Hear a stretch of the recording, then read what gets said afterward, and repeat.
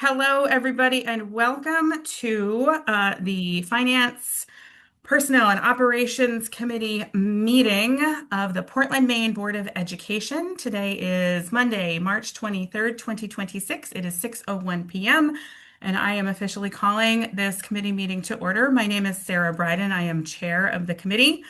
With us this evening, we have Board Member Opperman, who is a member of the committee. We have Board Member Sautel, who is a member of the committee. Hopefully, Board Member Noor, who is also a member of the committee, will be able to join us. We have Board Chair Lentz, who is not a member of the committee, but is joining us as a distinguished guest. And then from staff, let's see, we have Superintendent Scallon. We have Lisa Beck and Heather Peters from Finance. We have Jennifer Sleebink from HR. We have Scott Watson from Facilities. We have Sarah Warren, who is, I believe, Chief Strategy Officer. And that is the cast of characters that we have at the moment. So for folks who, just to make sure everybody understands the purpose of tonight's meeting, the primary focus of tonight's meeting is to get the fiscal year 27 budget passed through committee and on to the full board. So just wanting to frame that up as our primary agenda item today. We have 26 participants. I'm going to check and see if anybody might want to give public comment. If that is the case, I see a Zoom hand up. So I am going to go through all my tabs and find the rules for public comment so that I can read them and make sure that everybody is aware of those rules and parameters. A quick note also, so as we move through this process, there are some opportunities potentially to give public comment on a particular item or a motion that is being voted on. I will say if you choose to give public comment at the top of the meeting, that's your opportunity. And that would be your opportunity for public comment this evening versus giving public comment during the voting process. So I do see some Zoom hands. So let's go to the public comment rules.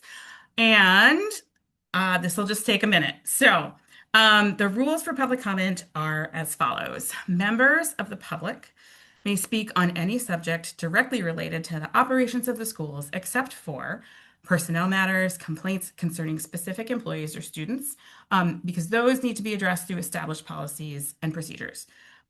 Each public comment is limited to a maximum of 3 minutes. It's 6 minutes if you're using an interpreter to make your comment, and an individual cannot relinquish a portion of their time to another speaker. Committee members are not going to respond to comments. It's not a conversation. Speakers must refrain from engaging in disruptive conduct, including, but not limited to, using vulgar or obscene language, threatening others using words or by other actions, using pejorative or discriminatory language with reference to a person or a group on the basis of their religion, ethnicity, nationality, race, color, descent, gender, or other identity factor, making defamatory comments, exceeding the allotted time limits, talking over or interrupting others, offering repetitive comments, and offering comment on matters unrelated to the school district's programs, policies, or operations. If there's public comment that is contrary to those rules, I will stop that and close down public comment. To give public comment, raise your Zoom hand. Some of you are already doing that. I'd ask that you please begin by introducing yourself with your name and where you live. I will keep the time, and when you get to about 30 seconds left, I'll let you know. And then I will also let you know when your time is over. All right, so if we could move Emily over, that would be great. All right, Emily, go ahead. Hi, it's me again. It's Emily Hill from Reiki. I have Owen and Cora in fourth and kindergarten. And I just want to thank you all for the amazing job that you all are doing during these tumultuous times. And I definitely recognize all the difficult choices that have been made and are being made. And I just want to say that I'm really, really appreciative of the attention that was paid to Reiki in particular the high needs that our school has in proportion to the other elementary schools. And I know many other parents and other staff and educators feel really grateful that this support was included in the budget. And I hope it will continue to be moved forward through this process. And I know that it will go a very, very long way now and in the future for our school to deliver equitable education to all of the elementary students who attend Reiki school. So thank you all so much for your hard work and good luck. Thank you for your comment. If we could move Jack over, please, that would be great. Jack, go ahead. Hello, can you hear me? Yes. Thank you. My name's Jack Grande. I'm in Portland. I live here. I'm a social worker at Deering High School, and I just wanted to talk briefly tonight about the proposed fiscal year 27 budget and how it relies on staffing ratios that really miss the clinical reality over here at Deering. We're currently proposing a plan that is basically like physically and kind of legally untenable to execute, at least from an IEP perspective. And I'm just going to get into the weeds a bit to back up that point. We know at Deering, a student is more than just a head count. It's a really high density, high need population. There's 203 students with IEPs, 248 English language learners, 94 students who are McKinney-Vento. Enrollment numbers fluctuate, but these high needs categories won't and don't. These students require specialized mandated clinical hours that really can't be outsourced to anybody but school social workers. Um, so, like with the IEP social work minutes, our school week has just under 2,000 minutes, 1,950. So currently 9% of our student body requires a total of 2,170 minutes of individualized social work services. So even if we skip our lunch and our prep period, which we already do, there's just not enough minutes in the week to meet these legal obligations. And you factor in the Breathe program's 90-minute requirement, we would be asking the remaining three social workers to dedicate 22% of their total capacity to just 7% of the student body. Leaves really minimal time to the other 35 students on our caseloads. So it doesn't really work math-wise, at least the way we've started to crunch the numbers. I really appreciate the belief that we can figure it out, but it looks pretty challenging. And finally, we're budgeting for a snapshot in time that we know is not totally accurate in terms of enrollment numbers. So between last March and today, we saw an increase of 89 students at Deering, which is a 10% jump. And historically, we see an increase of 70 to 100 students between April and August. 30 seconds. Thank you. Cutting a student-facing position now is planning for a school that will not be the same in September. It's not how it is or how it will be. So just a couple questions. How does this budget account for all those IEP minutes, 2,170 weekly minutes that already exceed available staff time? What is the fail-safe plan for the 10% enrollment jump we see every summer? And how are individual school needs being weighed against these arbitrary ratios? Thank you. Thank you. All right, if we could move, I believe it's DL over.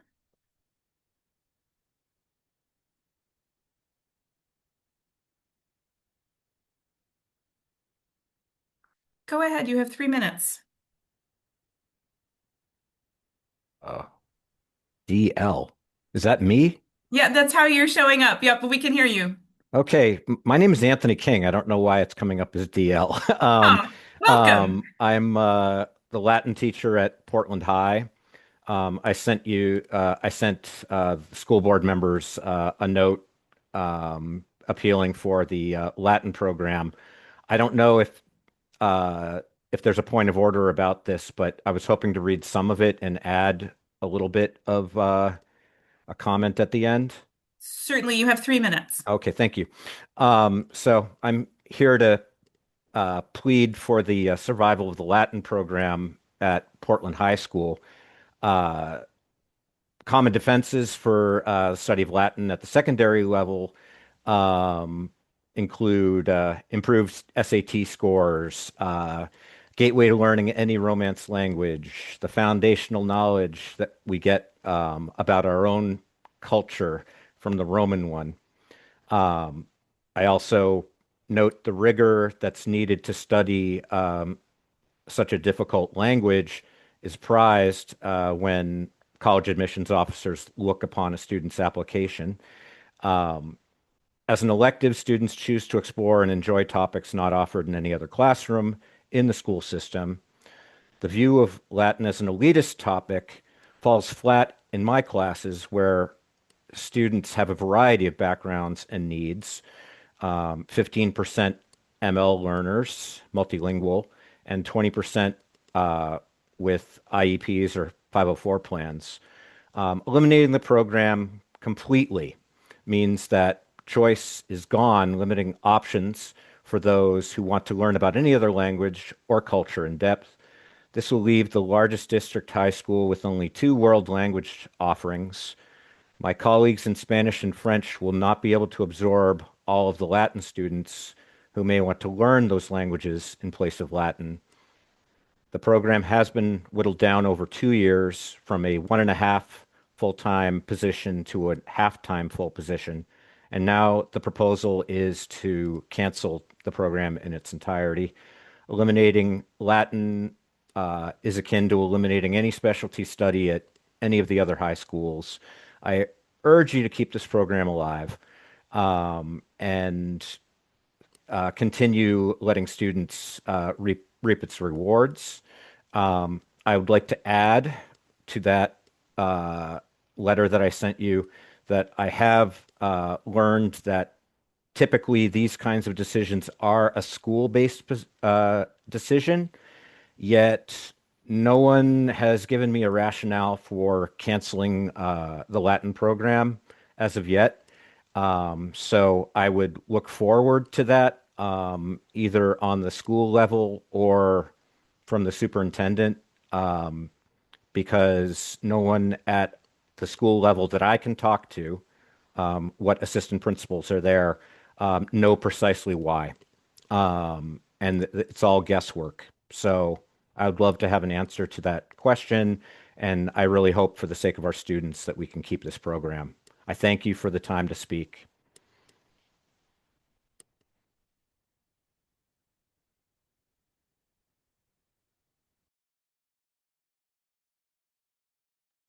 Thank you for your comment. Sorry, I said that when I was on mute, but I do appreciate the comment. If anybody else would like to give public comment, I'll give it a minute. While we're giving that beat for additional folks who might want to raise a Zoom hand, I want to acknowledge that Board Vice Chair Bondo has joined us as well. All right. One more person would like to give public comment. Can we move Stephen over, please? Stephen Sharp of Brackett Street in Portland. I actually just wanted clarity. You have a separate public comment for the budget itself, correct? Oh, yes. So it looks like you just joined us, Stephen. So as I Yeah. explained at the top of the meeting, you can give public comment now or during the potential votes. So if Okay. you Yeah. I sort of was online, a different thing. I was on the other meeting at the city council meeting. My only request is, can we have that public comment after the superintendent's presentation of changes, et cetera, so that the public comment can be make more sense is all. Thanks. So you're welcome to use the rest of your 3 minutes now if you'd like. No, I want to do it. I want to do it as part of the other. I want that public comment to happen after the presentation. Well, The Stephen, public comment is happening now, or there's also separately instead an opportunity to give public comment before each motion is voted on. oh, okay. It says okay. It says that's not the way the agenda is worded. My only are you voting on something today? We're voting on the budget. Oh, I thought So that was in a week from now or two. I'm sorry. Yes, I just wanted then to talk about Middle School, and want to encourage you to put that as an item to for a closure in your budget, and want to make clear that I don't feel that the concept of closing Lincoln Middle School is to close the building and dispose of it, not to repurpose it for something else. There is no point in closing Lincoln Middle School as a middle school per se if we don't eliminate the building, because that building needs $7 million in facilities expenses. And so that's my primary comment here. And only separately is I fully support the potential recommendation of closing Cliff Island School.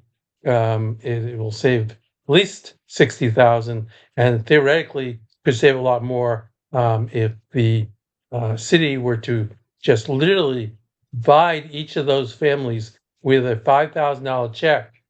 They can use that $5,000 check to apply for tuition at the Chesapeake Island School, which will gladly take that $5,000 check to increase its and you can we can get around the whole state tuition concept that tells us we pay $30,000 to Chesapeake, because Chesapeake will take tuition students from directly, and so it could be a lot cheaper. So that's all I have at the moment. So thanks.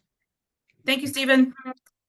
And just as a reminder, as I described and explained at the top of the meeting, public comment is it's a matter of one or the other, at the top of the meeting or during the voting process. And that applies to everybody. All right, so I'm going to check and see if there's any more Zoom hands for folks who might want to give public comment at the top of the meeting. I'm not seeing any, so I'm going to close public comment. If we could move Stephen back over to attendees, that would be great, because we are going to move into the discussion of the budget. And let's see. What I want to do before I hand things over to the superintendent to see if he has any comments that he would like to make at the outset, I'm going to quickly share my screen and give folks a bit of a preview or an explanation of the process side of how this meeting is going to go. Can you see my screen? Yes, you're good. Wonderful, thank you. Okay, so just to sort of set the table a little bit and explain to folks the process side of Robert's Rules of Order and how we're going to get from where we are right now at the very tip top of the slide down to the end of the meeting when we can adjourn. So the function of this meeting is we need to get the budget through this committee, and presumably the budget as proposed by the superintendent is not the budget that we will end the meeting with. So the process involves committee members potentially making various motions to amend the budget. And what happens is, if we start with a motion, if a committee member makes a motion to amend the budget, they voice that motion. If there is a second, meaning another committee member who will second that motion, then we move from there to questions among committee members. We give an opportunity for public comment. There's committee discussion. If there are members of the board who are not on the committee at this point in the process, I would also give those folks a moment or an opportunity to share thoughts or questions if they want to. And then when that discussion is wrapped up, we then vote on the motion. And that if the motion passes, then the budget gets amended based on that motion. If it does not pass, then we go back to, the question again, is there a motion to amend the budget? And we go through this loop at the top as many times as we need to get to the next question, which is are we basically, at a point where the motions to amend, we go through that loop, When we're done with that, we try to see if we can move the budget at that point onto the full board. So then that question becomes, is there a motion to move the budget to the full board? And if there is there a second on that motion? If there is, then we move again through the questions from committee members, potential public comment, committee discussion, including potentially additional questions or conversation from the board members who are here with us who are not committee members. Roll call vote based on whether that motion to move the budget to the full board, whether that passes or not. If it does not pass, then we have to go back up to figure out how we can get to a budget that will pass and move along to the full board. If this does pass, then we go to a motion to adjourn and go through that process and potentially end the meeting.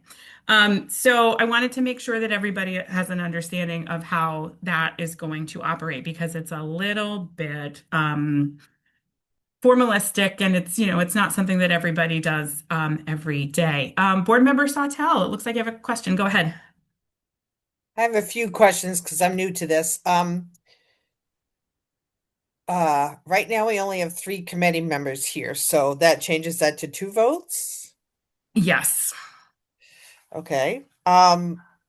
Can amendments still be made? And I think I know the answer to this, but I'm going to ask it anyway. Can amendments be made after the budget moves to the full board? In a business meeting, yes. Okay. Yeah. What if we have just clarifying questions about, I just have 2 clarifying questions about something that's in the budget book, not at all suggestions or anything. 2 things I Yeah. checked on before today. When's a Yeah, good that's time? okay. I think now's a good time for those questions. Sure. Okay. And then I will ask those in just a second. What if we're not done by like 9 o'clock? Yeah. So, my hope, I urge us to, in the spirit of compromise and efficiency and all that, I urge us to move forward with the goal of having the adjournment happen before 9 o'clock. If we can get to the potential for adjournment by 8:15, then perhaps we can get our monthly financial update in the 8:15 to 8:30 window. If it's 8:30 or beyond and we're not done yet, then we're going to have to move our financial update to a later meeting. But you're exactly right, Board Member Sawtelle, in pointing out the fact that, realistically, I mean, everybody has had a long day. The quality of decision making goes downhill fast once we've been in a meeting for a long time. So I would urge us to have a shared goal of adjournment in advance of 9 o'clock. Okay. So I can ask these 2 questions? Yes. Lisa, I think this one is for you. So I'm looking at that's blurred, but I'm looking at the budget book. And page 16, United Way Thrive. Can you tell me what that is and why it's 27,000 this year and 0 next year? Or anybody? Sorry, Lisa. I can take that. So that's an adult ed grant. That was a 1-year grant in fiscal year 26, but not in fiscal year 27. Okay, great. That was a grant. And then page 26, what is staff travel? Is that like for itinerant teachers going from building to building or people going to trainings in other places, or what is that? It's both. So our contracts do have a provision for mileage reimbursement for iterate teachers that go between buildings, and we do occasionally have staff who go to conferences or things like that. Okay. Oh, sorry, I can see a third one. These are things I marked. And again, super quick, page 27, rentals, facility rentals. Is that like the expo and Fitzy and stuff like that, or something else? Yeah, it's the athletic fields. Okay, great. Thanks. All right. Any other questions, housekeeping from committee members? Okay, and then Superintendent Scallon, I just want to check in and see if there's anything that you wanted, any comments that you wanted to share before we open the potential floodgates for motions to amend. I think Chair Lentz Board, wants to jump in. Board Member Noor's on the attendees side, so if we could bring her over, that would be great. I'll do that right now. All right, Board Member Noor, you should have just gotten an invite. I will just say two things quickly on the top of it. Budgets are always a space of difficult decisions and trade-offs. And so whether it's reductions proposed in this budget, there's not an assumption that the program isn't of value or isn't important, but is the really difficult space that we find ourselves in every year around the budget, where we don't have as much funds as we would like for the programs in our schools. And so just want to state up front that that is the case, that there's always this difficult space. And I anticipate that we'll be in there for a long time. There's not a flood of money coming to education, and so we'll always be in this space. And so we need to wrestle with that while honoring the folks who are doing the work, recognizing that they're important contributors to our schools and community. The second piece is I would just like to encourage board members and everybody in this discussion to keep those sort of two thought bubbles that we talked about in the March 10th presentation, which is we both need to address the fiscal challenges that we face from declining enrollment, as well as targeted investments that align with our strategic plan and outcomes for students. And those shouldn't compete with each other, but should be concurrent thoughts as we're going through this. And so at this point, I feel like it's in the board's hands, and I think we're all trusting the board to continue to improve and make the budget even better. Thank you. Board Member Opperman, go ahead. I'm ready to start amending if you are. That sounds great. Would you like, I invite you to make a motion if you are inclined to do so. I would like to move that we increase the assumed staff vacancy rate, which is currently at 0.75%, to 1.0%. So that would be an increase of 0.25%. And this would create a $359,895 adjustment. Is there a second?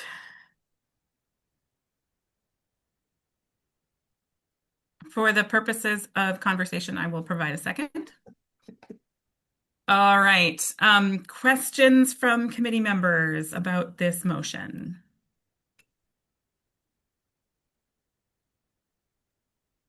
Are we supposed to raise our hands or just? Yes, please. Yeah, because as you know, the process flow gets a little complicated, so I would appreciate it. Thank you. Yeah. Go ahead, Board Member Sawtelle. I'm just a little confused about what that does, how that affects the budget. I have no feeling on it. I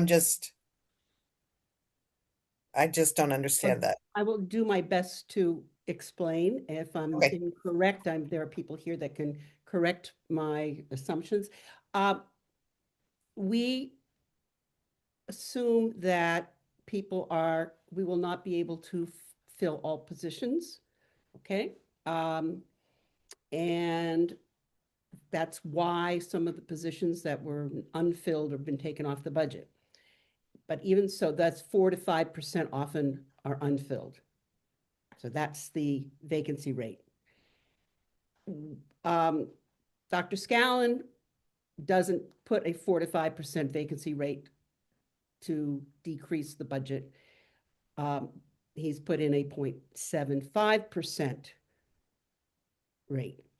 And my thought was to go to 1% would be a savings, a cut essentially to the expenditure side of the budget of $300,000+ by just saying 20.25. Now, if Ms. Peters and Beck are Dr. Scallon want to say anything more that might occur because of that additional vacancy rate? That would be helpful. Superintendent Scallon, could you speak to, I know that in previous conversations you have voiced some level of caution about where that vacancy rate lands. Can you talk a little bit about the cost benefit analysis of that and the risks and opportunities? Yeah, and I would certainly invite Lisa to jump in on this as well if she wants. This year, the current fiscal year that we're sitting in was the first year that we did this, where we assumed that there was any vacancy. As Dr. Opperman said, we always do have some vacancies. And so instead of budgeting for all positions being filled all year, this year we set it at a 0.75. I'm fairly fiscally conservative when it comes to leaning in on this number, only because it increases the odds that our budget doesn't stay under. And so it does limit a little bit our flexibility. Do I think going from 0.75 to 1 is a huge jump? No. But as you see, it's a $358,000 jump. So those are big swings when you talk about making that adjustment. It's unlikely that next year we're going to find ourselves in a spot where we're 100% filled. And so I don't think this is a huge jump. The other piece, and we shared this in our budget presentation when we talked about fund balance, our fund balance serves as basically a cushion. And so we budgeted for $3.9 million. We always estimate that we'll come in below that, but this provides cushion in case all positions are filled, in case there's unexpected expense. And the higher we increase that vacancy rate, the less of a cushion we have. And so it is simply how much risk do you want to take as a board? And some of our surrounding neighborhoods, school districts, you read about where their fund balance is gone, and it's because of things where they either were not as conservative in this or they spent more. And so that's a risk tolerance question. Lisa, anything you would add? No, I think you covered. I mean, the move from 0.75 to 1 is still fairly conservative, so the risk is still fairly small. Thank you for that. Just super quickly, I wanted to acknowledge that board member Yusra Ali has joined us. Welcome. And just to, and also Dr. Proctor has joined us. Welcome. For those of you who were not here when I initially sort of set out the approach for this evening, we are currently in the middle of a motion, and we will get to a certain point where board members who are on the board but not part of the committee will be invited to ask questions or provide additional comments if necessary. But right now, we are still in the period of questions from committee members. So thank you so much to Superintendent Scallon and Lisa for that insight. Are there any other questions from committee members?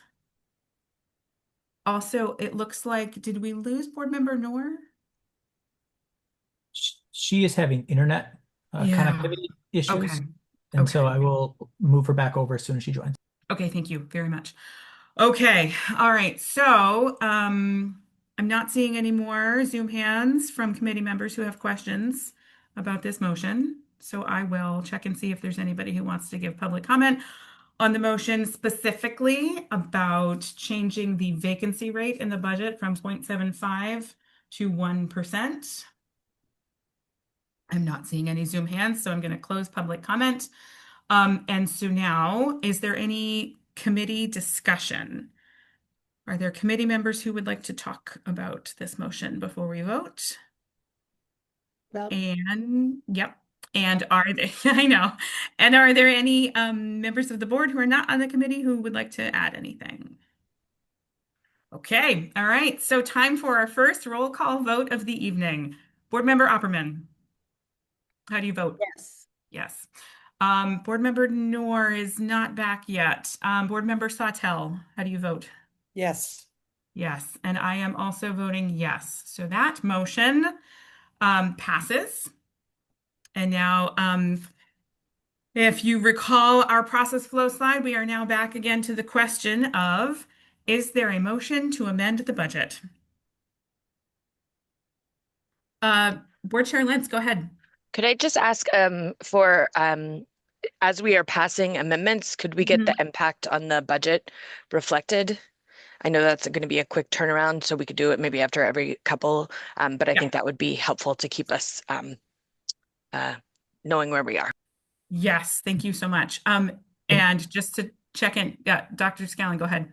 We have two things running behind the scenes that we can share anytime you want. One is this that's keeping a running count. So this right here shows addition, subtractions. Here's the changes once they get approved, and that gives you the tax levy. And so we'll keep it there. And then we're also tracking, I don't know if that went over, but on the budget inquiry piece, we're tracking them as we go. And so that's motion, second, and then votes. Correct. Okay, super. So based on that most recent motion to amend that passed, can you actually just from what you had just shared a moment ago, can you share what the impact, what basically if we stopped amending right now and we just moved the budget to the full board, which we're not going to do, what would be the tax levy? So the tax levy would be $8,928,286 increase for a total of $136,154,265, or a 7.02% increase in the tax levy prior to any change in valuation.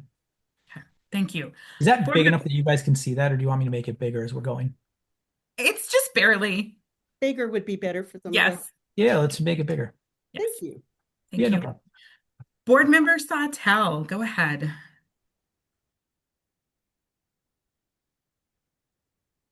Oh, you're muted. I lowered my hand, but I didn't unmute. Should I give a little preamble or just make my amendment? Let's make the motion and then we'll go through all the rigmarole about all of the questions and conversation, and it'll be a great time. Okay. I'd like to amend the budget to cut the equivalent of 4 full-time positions at central office. Is there a second? Second. Thank you. Okay. I'll start with the first question. So, and this might just be the preamble that you were sort of envisioning, but I'm curious are you thinking specific roles? Are you thinking a directive of, central office personnel budget to be cut by X amount? I have spent, I'm not exaggerating, probably 12 hours looking at the list of positions and job descriptions and cross-checking and cross-referencing, and I still don't feel that I am the right person to make those suggestions. I mean, I do have a list that seem like they duplicate responsibilities or things that I think, I wonder if that job could also do this job. But I think that the superintendent is the right person to come up with those 4 cuts. And I do this from the perspective of a person who was on the other side for 30 plus years, and the number of times I had to go and beg not to have cuts or changes made to the music department. And we were always told we're not cutting people, we're cutting positions. And so I'm keeping that in mind. Like, I know these are people's livelihoods, but we have a budget to pass. And so rather than a dollar figure, rather than specific positions, my amendment would be to ask the superintendent to find those 4 full-time positions.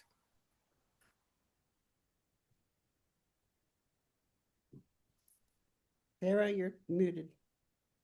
I can't hear it. You're muted, Sarah.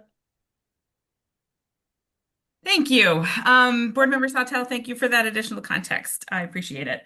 Are there other questions from folks on the committee? Board Member Opperman, go ahead. I understand the reasoning for having cuts in central office. My question is, I guess I would like to know how many dollars. And I was just looking at two positions that just rough estimate on things, and it would be, I'm looking at like $255,000, $300,000 or something along that line. Would be, I just would feel more comfortable saying that, because otherwise it could be $100,000 or $500,000, so that's just my comment. Well, initially what I was going to ask for was $400,000, and then I changed it to 4 positions.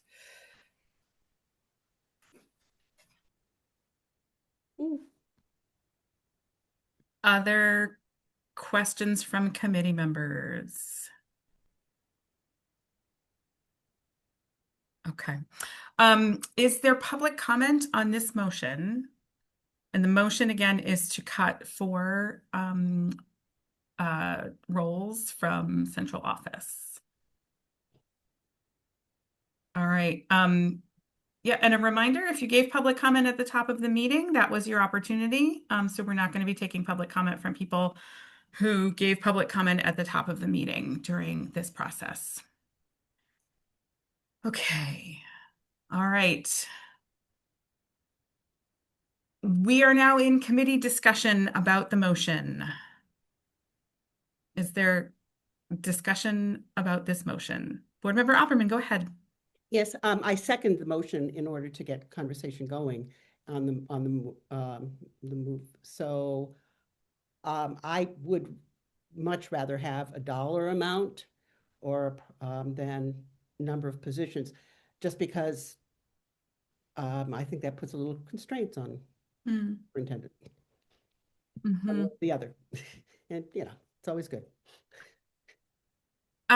Board Member Sawtelle, would you consider a friendly amendment to, instead of have the motion be about 4 positions, would you consider a friendly amendment to restructure it around a dollar amount? Sure. Okay.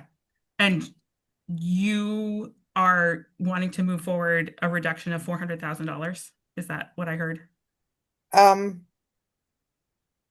Yes. Okay. All right. Any more discussion on this before we do our roll call? Oh, yes, go ahead. So that includes, when we hire someone for $50,000, it's really more than that, right? Because of insurance and all that stuff. So I'm not saying salary as posted at 400,000. I'm saying total cost, if that makes sense. My comment is I would just have it a little bit less, 350,000, something along that line. But that's, I'm not, you've already made a change. Yeah, and so also for the folks who are more expert at Robert's Rules of Order than I am interested in better. So if, for example, if somebody like myself was comfortable, say, with $200,000, for example, would we need to go through the motions of voting on this current one, vote it up or down? And okay, got it. All right. So any more discussion on this? Oh, Board Chair Lance, go ahead.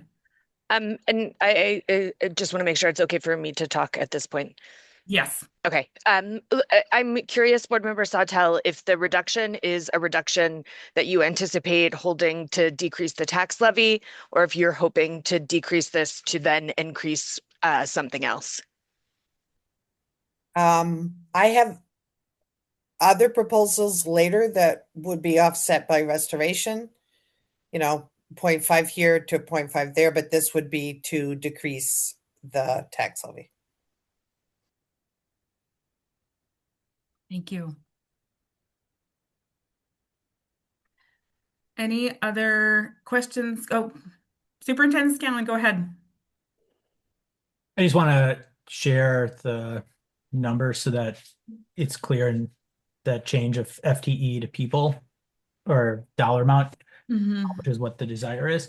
A director, which is a really wide range of positions in salary, but just use that as a placeholder. When you factor in salary and benefits, is $140,000 approximately. So 3 positions is $420,000. 4 positions, as originally proposed, is 560. So just want to like share that so that board members have that comparison. Thank you.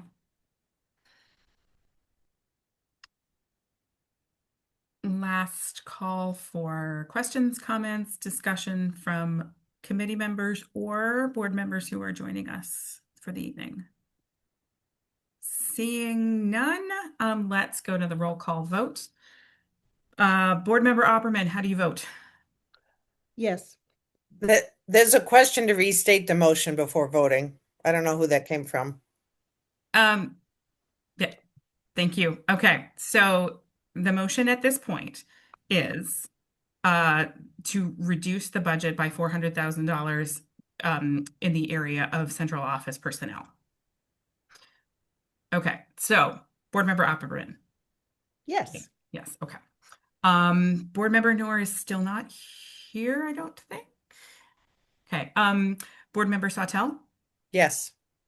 Yes, and I am voting no. But with 2 yes votes, 2 yes votes and 1 no, the motion does pass. So, if we could get a quick check-in, I understand that, entering something in a cell of an Excel spreadsheet is pretty quick, but also want to make sure that there's time to make all the updates that you need to make. Are you able to share? Super, thank you. Okay. So the change puts it at a 6.7. Okay. Thank you for that. All right. So we have 2 motions passed. Is there a motion to amend the budget? Board member Opperman, go ahead. Yes, Chair. I move that we decrease the increase, for tuition reimbursement by $75,000. So to say it in a positive way, let me see. Trying to find all the money. To change the increase, I move to change the increase in the tuition reimbursement to $75,000 rather than the $150,000. Is there a second? Thank you, board member Sawtelle. Okay, so the motion is to take the $150,000 budget line item for tuition reimbursement and change it to $75,000. Questions from committee members? Board member Sawtelle, go ahead. I seconded for the point of discussion. I have a question, and I'm not sure who it's directed at. My concern would be that this would cause an issue with our union contracts, or might cause an issue with teacher recertification. So I don't know who can answer that. Superintendent Scallon, can you speak to that? Yes. So our contract does provide for tuition reimbursement. There is a question that's come up, and I'd want to get Jennifer to weigh in on this as well, about whether or not we can support staff with their certification and their credit hours by simply doing a better job of recording credit for what they already do in terms of professional development. And so that's the question, right? So my understanding is that we can give credit hours for certification purposes from the PD that they participate in. That may make it so fewer people need to pursue outside credits. And so I don't know if this is simply a record keeping piece or there's potential savings. And so I see Jennifer on here. I don't know if she stepped away for a minute. Here. Jennifer, any additional context you can share on that? No, I mean, I think board member Sawtelle is correct that there are contractual obligations. And so I think the challenge is we don't know from year to year what those obligations will look like, right? It just depends on usage. I do think you're right that and it's one of the reasons that we've got Liz Vaughn doing some professional learning management work now in order to help support us in better tracking the district provided professional development, whether it be on Wednesdays or through other formats, and better tracking that. That's a distinctly different thing. So honestly, it's hard to know whether the employees would feel that getting credit for their Wednesday PDs and all of that toward recertification would be adequate, or if people would still choose to access what the contract gives to them, which is, course reimbursement, which is a different level of course and education. And, some people are applying that toward master's degrees and different things. So I think it's a little hard to know if one would offset the other. Thank you. Board Member Opperman, go ahead. So I have a question.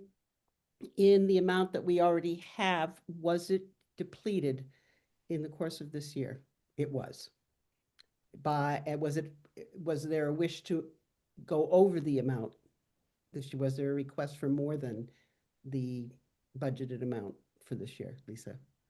I see you're nodding. I mean, we're 8 months in and definitely trending that we could surpass the budget on that line. Yeah. Now, so that's here. I'm at a point of whether we just vote my motion down or I withdraw it. What would be appropriate here? I think we can certainly get the reps in on the process, but Board Member Sawtelle, go ahead. I can look this up, but you should see the space that I'm working with here. I've got papers everywhere. What is this year's budgeted amount that we will meet or exceed? 150,000. Oh, you mean the FY26? Yeah, right now. Sorry. That we may be, using all of it. I'm curious. Lisa, do you have that handy? I don't, but I can look it up in a moment. Okay. I'm not trying to decrease people's opportunities to improve. I just want to find a place where we have less money in the budget. Understand. But I know I have, for the last 3 years of my last couple times when I was vacation, that indeed everything was meetings, whatever meeting attended and PD. So yeah, Board Member Sawtelle. Oh, sorry. Board Member Sawtelle, do you need that question answered in order to inform how you're going to vote on this motion? I'm not sure. Heather Peters, go ahead. Yes, I just wanted to say that the fiscal year 26 budget is 195,647 for tuition reimbursement. Thank you very much. Mm-hmm. Okay, other committee member questions? Seeing none, let's see if there's public comment on this motion to change the amount to $75,000. Can we move Nicholas over, please? Nicholas, as a reminder, you're giving public comment specifically on this motion and you have 3 minutes. Yes, thank you. My name is Nick McCrace here. I'm a school social worker at the Peaks and Cliff Island schools. And I know this is a big thing for us because on the teacher contract, like all teachers, we are required to do so many hours of, certifications and things like that to A, maintain our positions, and B, to move up. However, as social workers, we're also required to do a set number of certified hours for our license. And unfortunately, 95% of those credits don't count towards the school because they're not school specific, they're social work specific. So a lot of times people like us, SLPs, OTs, related service providers have to do double the amount of credit hours just to maintain our professional licenses, and our standing in the district. And so sometimes these, while it might not seem like a lot of, importance for us, this is the only way we can really continue on, is to be able to have some of that money back, because, we're not just getting our social work licensure hours and our other educator licensure hours, but trying to maintain our spot on the salary scale as well. So just to keep that in mind. Thank you so much. Thank you. Okay. All right. Is there additional committee discussion on this motion? I just have Board Member Opperman, go ahead. I have a question about what Nicholas said regarding this. Are social workers, OTs, PTs, are they part of that contractual obligation? Okay. Well, then, so we are now at the point of whether I do withdraw the motion or we vote it down. So you.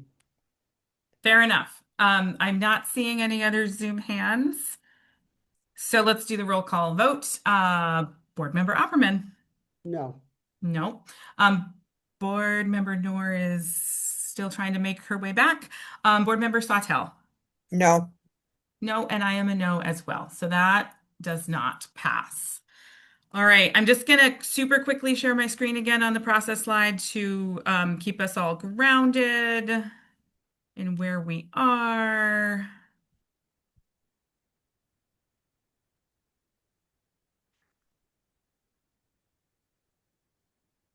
Okay, so we have gone through this loop a few times. We have gone through twice with a motion that passed and once with a motion that did not pass. So let's keep on keeping on. Board Member Sawtell, go ahead. I would like to propose an amendment to restore the social worker position at Deering High School. I do have an idea for an offset, but I will save that. Is there a second? And just to super quickly remind everybody, a second is not required. In meetings, there are sometimes motions that don't get a second. Some do and some don't. I'm not commenting on whether this one should or should not, but just to remind folks, not every motion necessarily needs to get a second. So thank you for your motion. Board Member Sawtell, is there a second? I don't understand what you just said about not having a second when you have a motion. So I will second it so that we have a proper discussion. Sure. I'll cover our bases. Thank you for the second. All right. So are there questions from the committee about the motion on the floor at the moment? Board Member Opperman, go ahead. What would be the cost added to the budget if that is reinstated?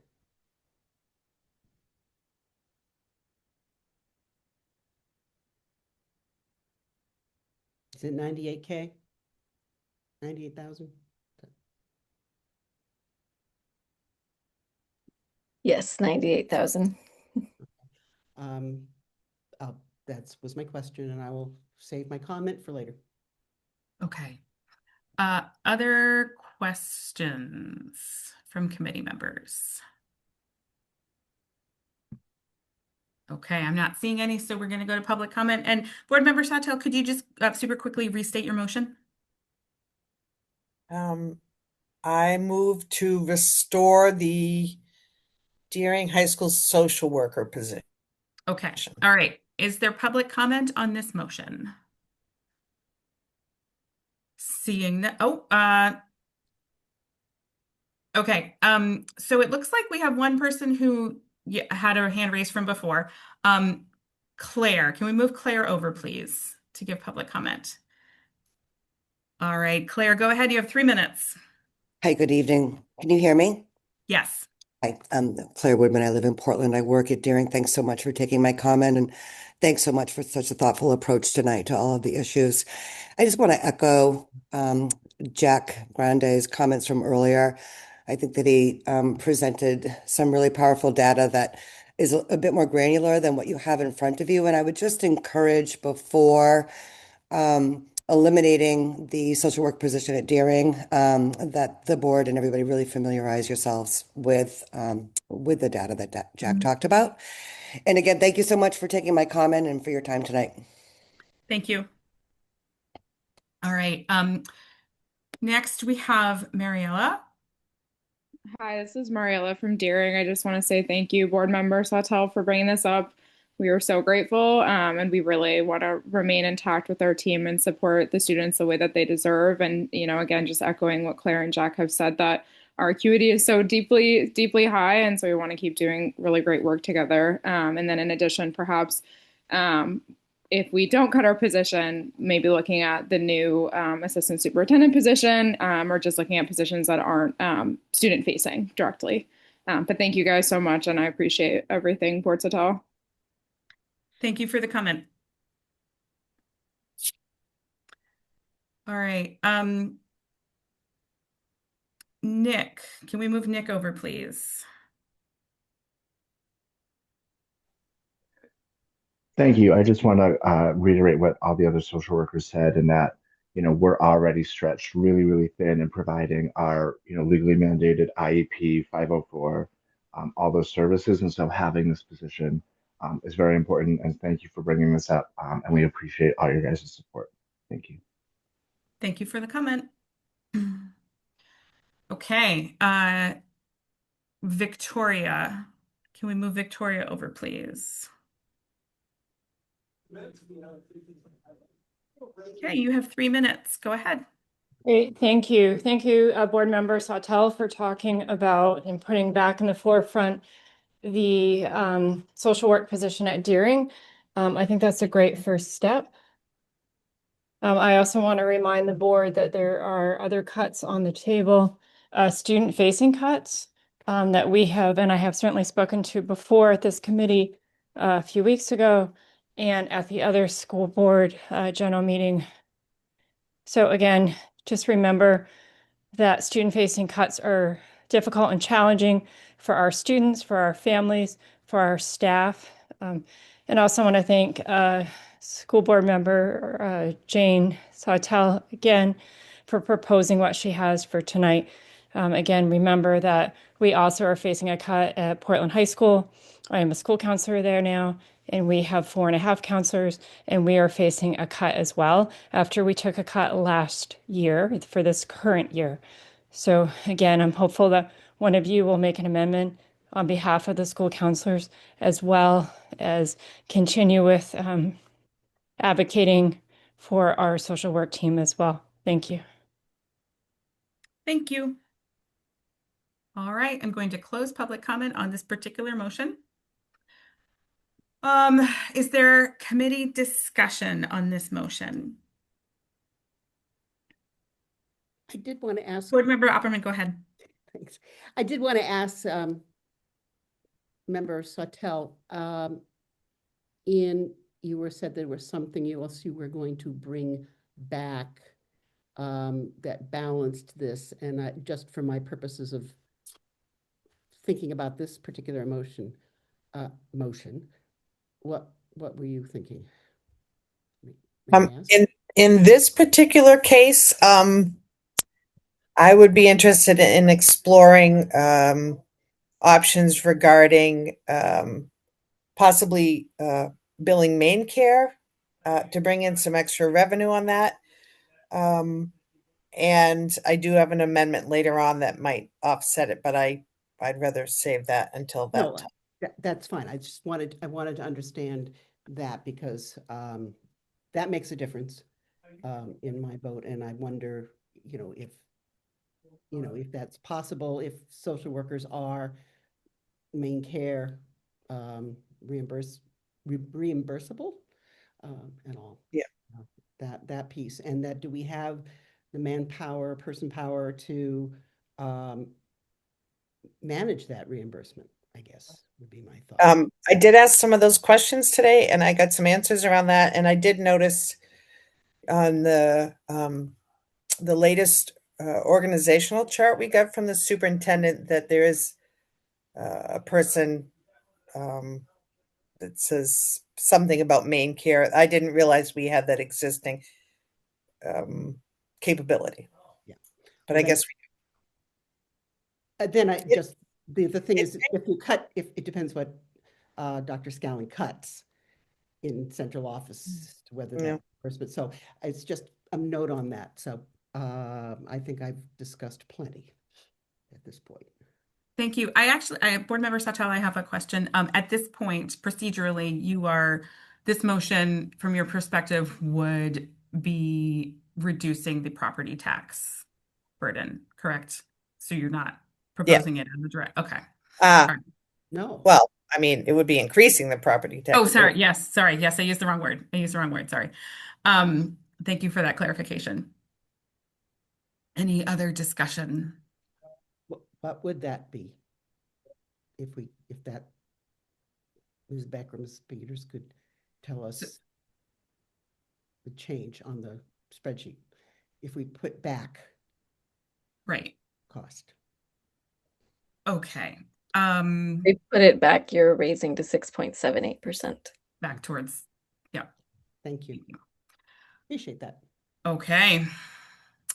All right. I'm not seeing any other Zoom hands from committee members or board members. So we are going to move to our roll call vote on this motion to add back into the budget a social worker position. All right, Board Member Opperman. Yes. Board Member Noor. Yes. Board Member Sawtelle. Yes. And I am a yes. That passes unanimously.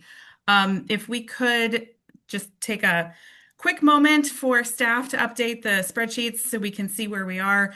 I also, while that's happening, I wanted to address Board Member Opperman.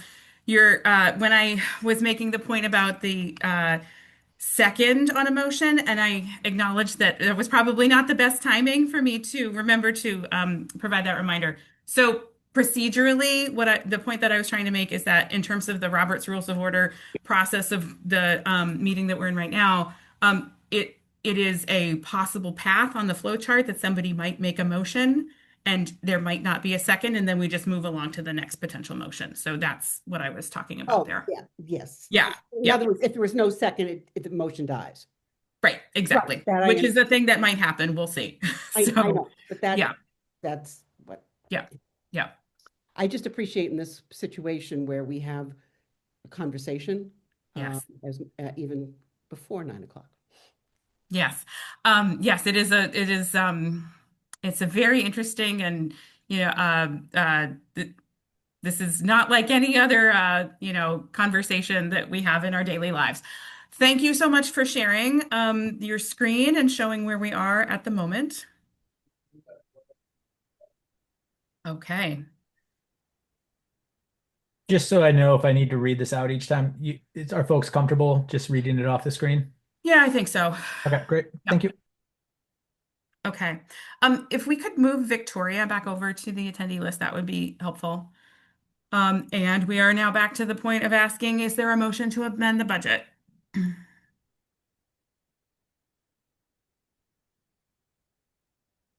Board Member Sawtelle, go ahead.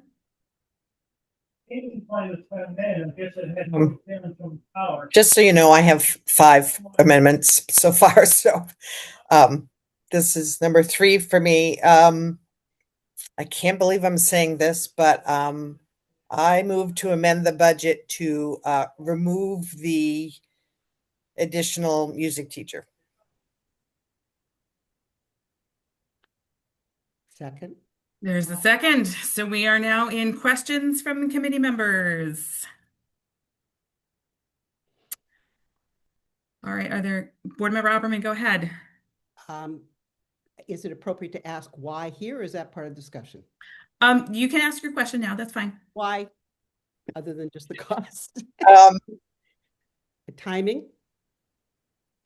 Some of it's timing. I guess most of it's timing. I'm going to speak really casually. We added 2 positions last year, and they were much needed. And I can say that with all the exhaustion that comes from all those years of teaching music here, I think it's too soon to add another position. I believe what needs to happen is that the coordinator of the music department needs to have some support in making sure that all of the positions are equitably placed and that people are placed in jobs where their skills are best used. And so I'd rather see what happens with a year of possible changes at the middle school, a year of uncertain enrollment at the high schools, and give those two positions another year to kind of develop before we add a second position, a third position. Thank you. Sorry, can you clarify what you mean in second, third position? I'm confused. I mean, we added the two positions last year. At the high school level. Right. And I've looked at some of the enrollment numbers, and I think one of those positions could be better utilized at the middle school level at this point, or maybe share. And I know when music teachers become itinerant teachers, because I did it, there is some time that's lost in travel and focus and availability for kids. But the numbers at the high school right now, especially, do not necessarily warrant the staffing that we have.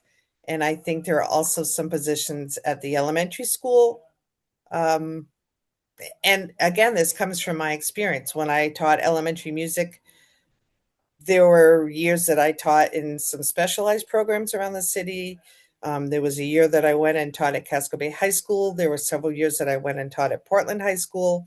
And yeah, we lost maybe 40 minutes of my time some days of the week traveling back and forth. But I think it's also really good for music teachers to have that different exposure, to have a more of a longitudinal focus. Like, it was great to teach elementary kids and then go to the high school and see what that elementary work had done, and vice versa. I think it's really good for teachers to see beginning band and more advanced band, for instance.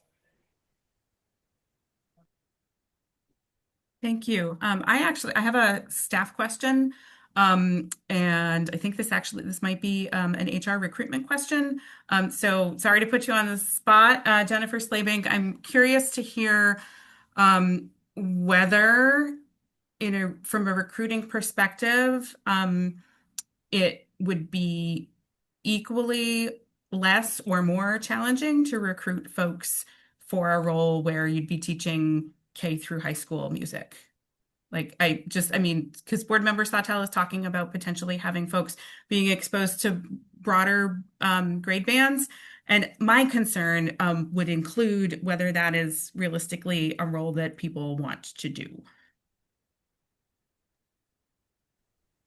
Well, I think that's a great question. I think Board Member Sawtelle is an expert that can answer that for sure. I mean, I can speak anecdotally that my brother is also a music teacher.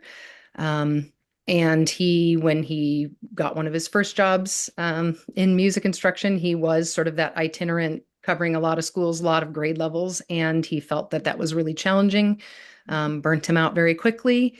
And he, eventually opted for a different position where he was able to be with a specific band. He taught at high school and is now at college. So I think it's hard. It's hard to recruit for itinerant positions in general, right? People want a home base but there are people who really love, so I don't want to, that's a broad generalization. And there are people who really love the itinerant nature and being able to go school to school. So I think it's kind of like, when we ask about, there are people who are elementary people, middle school people, high school people, and sometimes there are people who are happy in any of those environments, but some people have a niche. So it's hard. I do think it's harder to recruit for itinerant positions, though, overall. Yeah, thank you. Other questions from committee members? Okay. All right. So the motion on the floor at the moment is the removing from the budget of the additional music teacher at the middle school level. And I'm now going to check and see if there's any public comment on this motion. There is not. So now we will move to committee discussion. Is there, Board Member Opperman, go ahead. I would speak to support the motion, the amendment to the budget, because I understand what Member Sawtelle was talking about, having had children who've gone through the system where they've had the same teacher in elementary going into middle school. And I think we do some of that. And if I certainly would like to increase all of these special staff. I mean, I also wanted to do a librarian this year, but I held off. And I think I'll go with her expertise on this. I think it's thoughtful, but I would like to see it come in the future, perhaps after we do some thinking. Board Member Sawtelle, go ahead. Yes, thanks, Board Member Opperman. This, I guess I'm asking for like a 1-year delay. I think the music department coordinator does an incredible job and works really, really hard. But one of the biggest challenges is in enrollment and scheduling.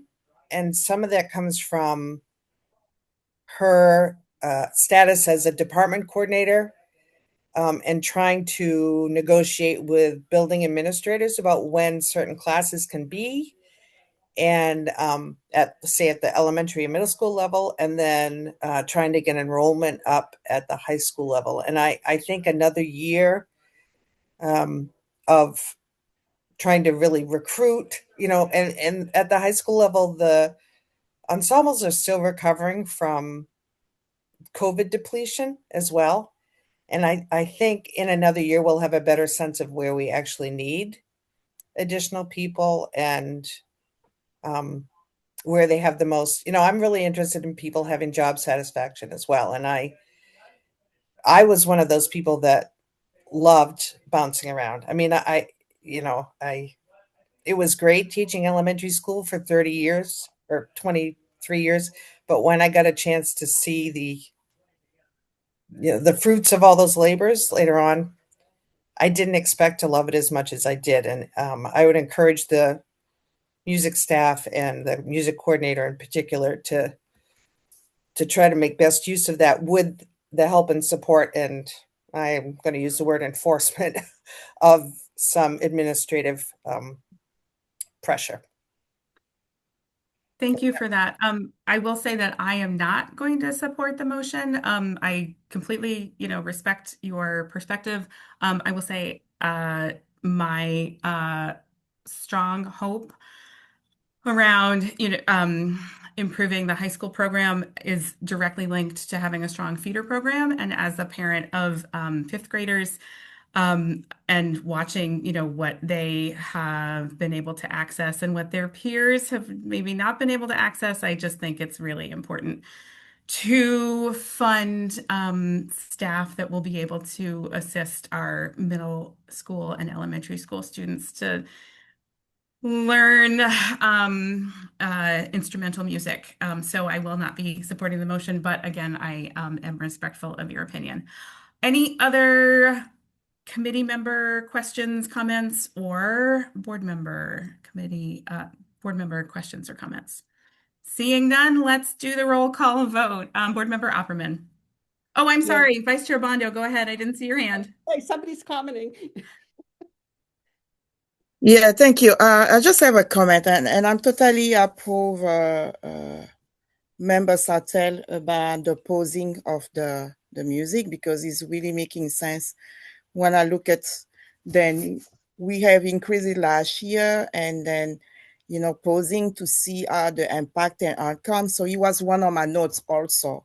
So if I'm just checking to see if he's going to move forward or not, so I can bring him back when the budget coming back to the full board. So I really want to make a pause that one as well. So it was my comment, because we just want to see. Last year we had 2 amazing music teachers, and I think we can make a pause and bringing more order, more important. I know that is important too, but we have done last year, but I feel like we have some more then we can save the money to increase some other places. Then we need to support students for now, at least for a further year.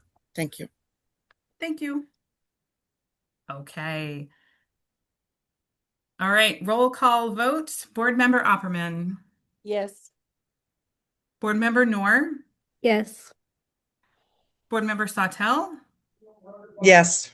And I am a no. All right, the motion passes.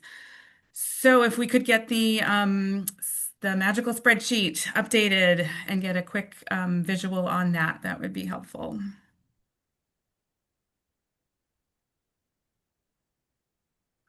Okay, so we are currently at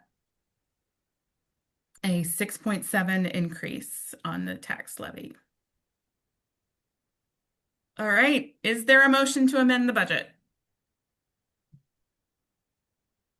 Board Member Sawtelle, go ahead.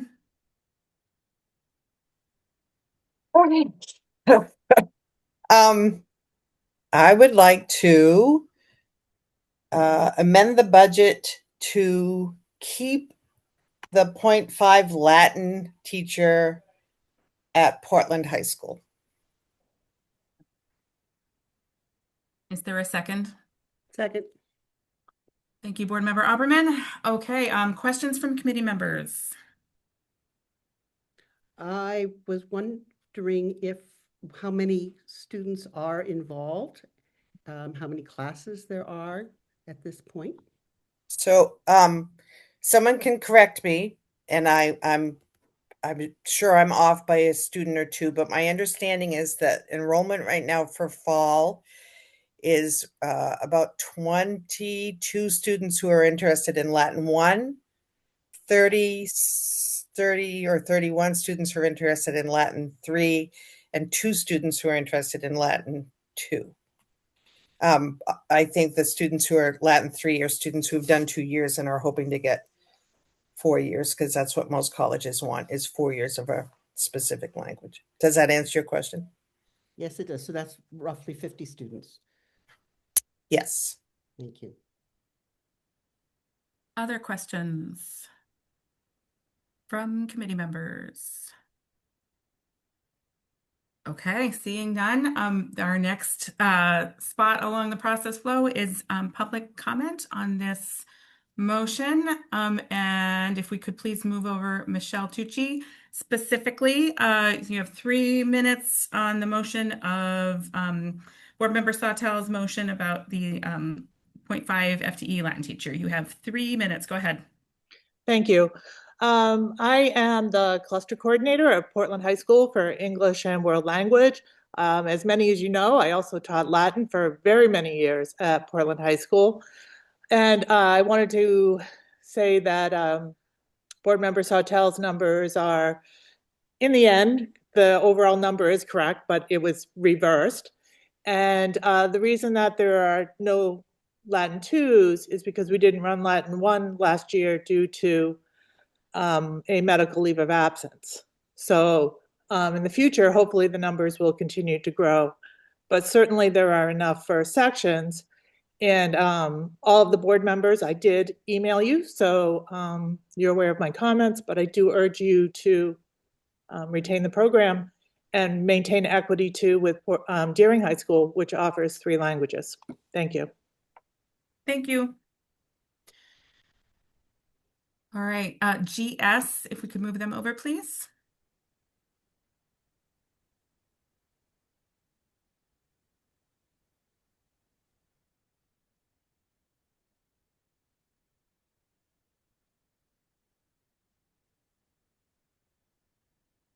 All right, GS, you have 3 minutes. Go ahead.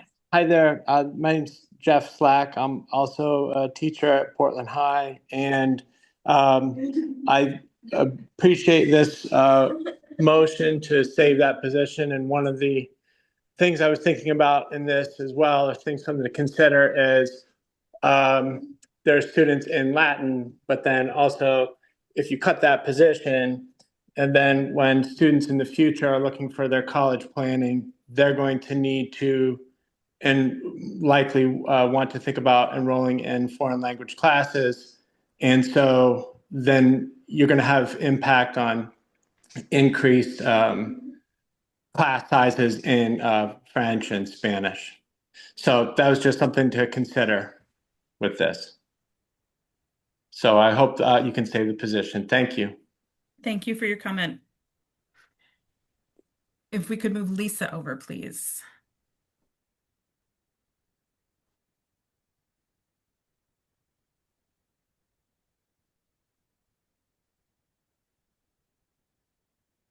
Lisa, go ahead. You have 3 minutes. Hello, can you hear me? Yes. Okay, hi, my name is Lisa Scally, and I am the parent of a senior at Portland High School. And I am going to make a very personal appeal to retain this position. My daughter studied Latin for the 4 years that she has been at Portland High School. It was a very important part of her Portland High School experience, and it played an outsized role in the success that she had in her college application process. She is actually going to be studying linguistics as part of her college education, and Latin played a formative role in that decision. I can't overstate the importance of this program for my daughter personally and for Portland High School students in general. And I really wish that you will reconsider and maintain this program. It's so important, and it is becoming rare. And for those students who are fortunate enough to be able to benefit from it, the results are tangible, and it would be a shame to see this go. Thank you.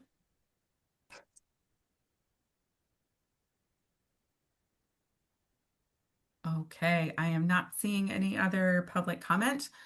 So I'm going to close public comment. If we could move Lisa over, thank you so much. All right, so now we are back to committee discussion on the motion. And actually, so, Board Member Opperman, did I Go see ahead. you? Just Okay. go ahead, after you. Yes, so Board Member Sawtelle, go ahead. This is a question. I don't know if I can get it answered or not. My son also really benefited from Latin, and so that is sort of in the back of my mind. But in order to increase enrollment in that course and B, provide more opportunities, I would be interested in encouraging the schools to schedule Latin 1, if possible, at a time that students at Casco Bay or Deering could possibly access that class. I know that's logistically really hard, but we have done it with other courses. So things that were scheduled during first block or last block of the day, especially like juniors and seniors could travel to the other end. I know that's not necessarily a budgetary thing, but if there are seats available, to maybe make them open and available to students from other schools. As a follow-up question, I think this is a question for Superintendent Scallon. How feasible and realistic is that to have Latin, as the example, made available for high schoolers from all locations? Is that feasible?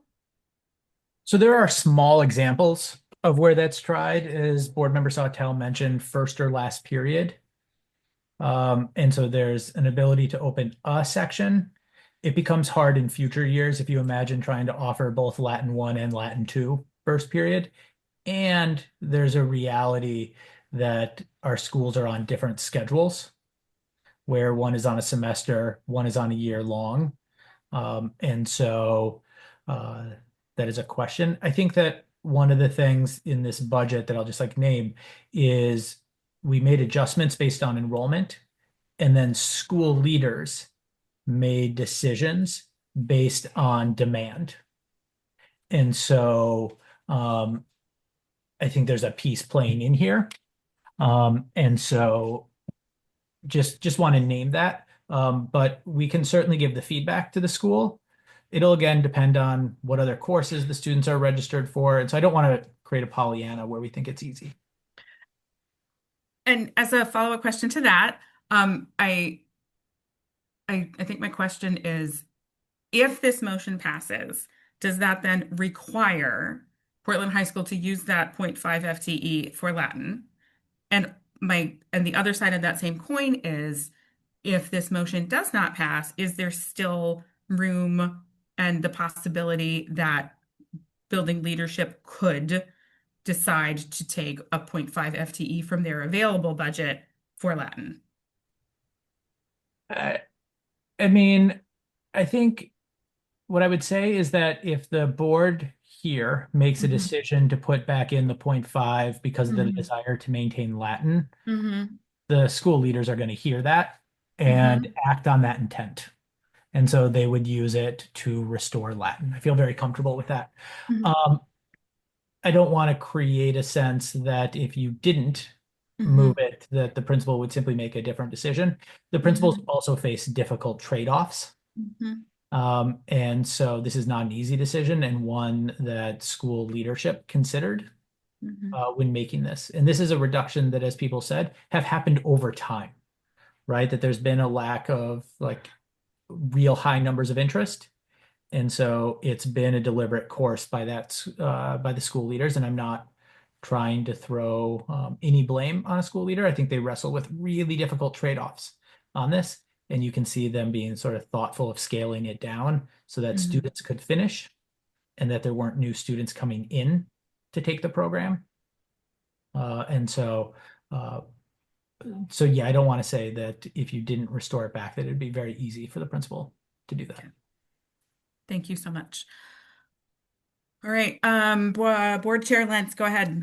Yeah, if I could just layer onto that, I think, you know, the enrollment pressures are going to continue after this year, and our financial pressures are also going to continue after this year. And so I just think as we're making cuts and additions in this budget, remembering that the things that we don't downsize this year then almost get pushed to the next year when the cuts might feel bigger. And I do acknowledge that, you know, if EPS funding, if that gets through the legislature, there's a possibility for some money to come back. But I just think in the long term, we are going to have to cut student-facing staff because of enrollment. So just to keep that in our mind as we move through, I just don't want us as a board to get to a place where all of a sudden then we're having to make really big cuts. Thank you for that. Board Member Opperman, go ahead. Thank you, Chair. I completely understand the issue with having to make cuts and letting a program die. I know that Latin can be a vibrant course if it is pulled together and is supported, but I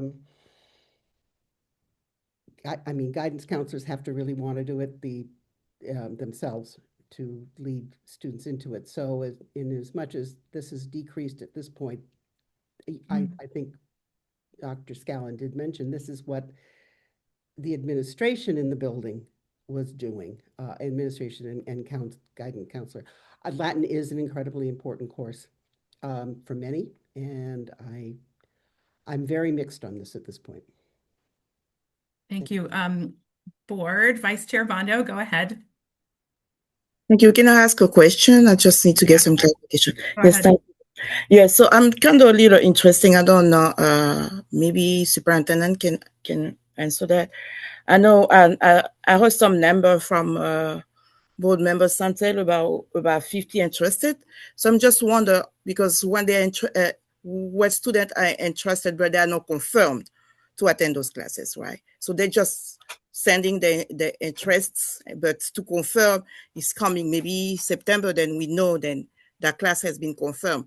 So do we have any data about the trend of a couple years back or the student attending Latin, about how many been, attending and how many been dropped off the class and how many in the end of the year ended with the class? So I just want to balance the number, if those numbers are stable or they are balanced, because myself, I've been a 4 years Latin student. So I just wonder how many start and how many didn't finish the Latins. So I just want to see, because many can be interested, but it's not a lot ending those classes. So I just want to see what's the trend, what kind of trend we had from the past year, if possible.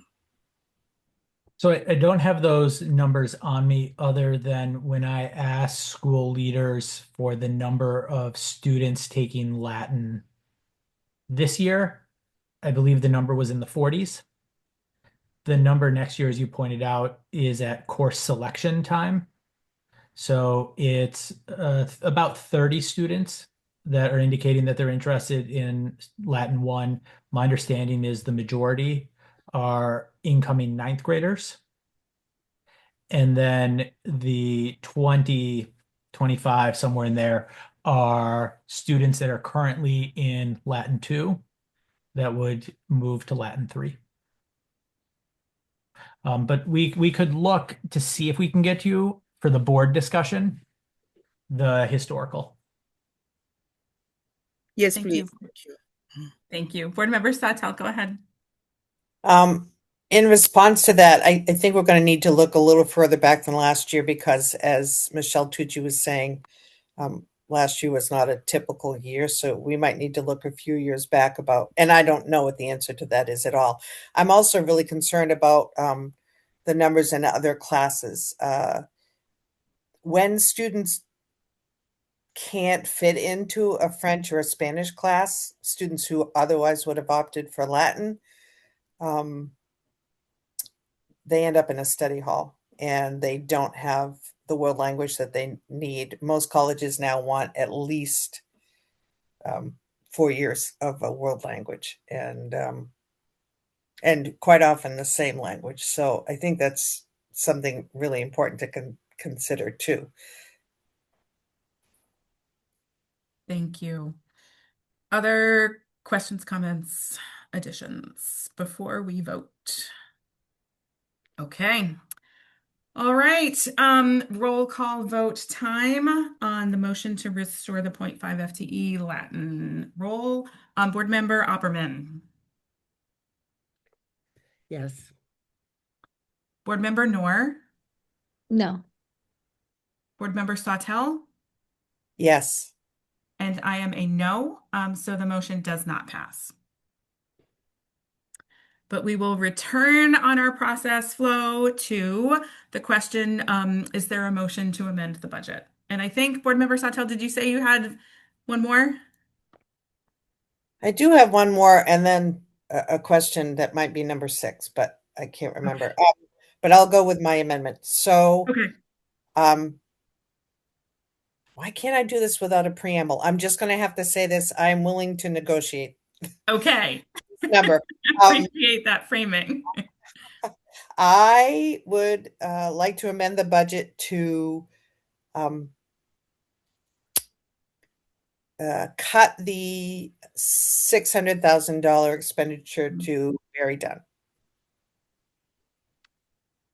Okay, so your motion is to modify that line item? Yes. Okay. Would you entertain discussion around better understanding what implications there would be to various levels of modification? Yes. Okay, super. Superintendent Scallon, could you talk a little bit about the continuum of $600,000 to zero and what that means? Do we need a second? Yes, thank you. Thank you, Board Member Opperman. Like I said, the longer this meeting goes, the less effective decision-making becomes. So thank you for the second, Board Member Opperman. Superintendent Scallon, if you could walk us through the things we need to be considering on this, that would be much appreciated. Yeah, I'm actually gonna see if Lisa wants to comment on this first, and then I can jump in. Yep. So if we bring this down to zero, I mean, that would effectively delay the ongoing main PERS reconciliation work for all of our active and past employees.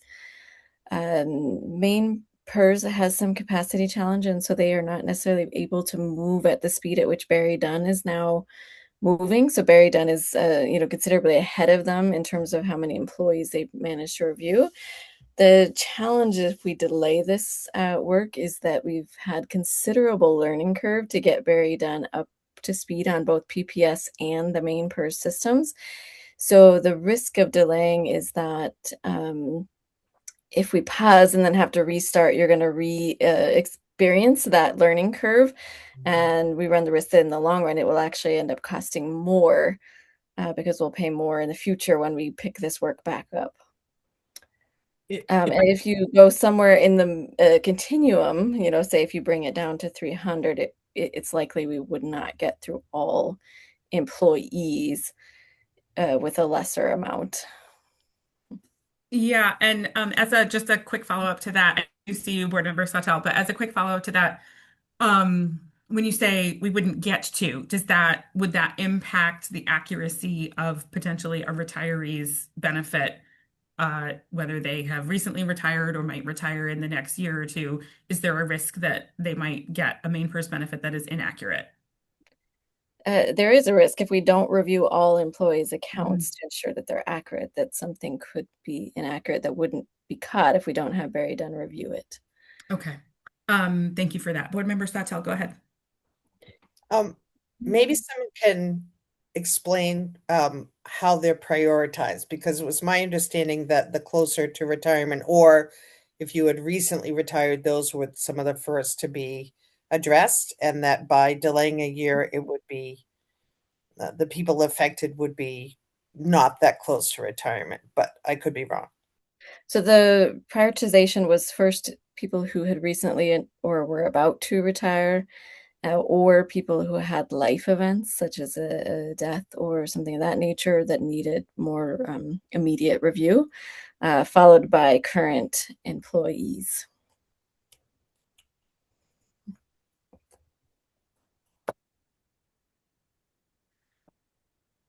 Other questions about this motion, including questions about whether Board Member Sawtelle would be amenable to a particular dollar amount? Board Member Noor, go ahead. I had a question about if we were to, let's say, go down to the middle or 300,000. I know Lisa mentioned we wouldn't get to all of the staff. Does that mean within the time frame that we wanted to, or at all? Because that's how I understood it. If you go down to 300,000, we would not get through all of the employees in the next year. So you'd have to either choose to restart that work later to get to the rest of the employees at an additional cost, or not finish that and not review everyone. Can I add one additional piece to Lisa's answer, just to be really tight on it? We can't say definitively that the $600,000 will result in all employees being done.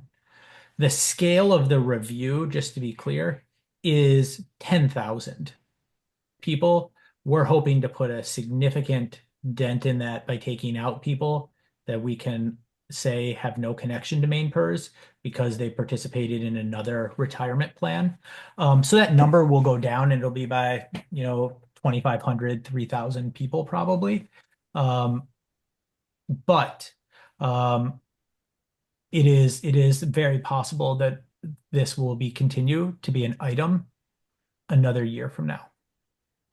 And I don't know that keeping the exact alignment between main PERS and Barry Dunn is necessary.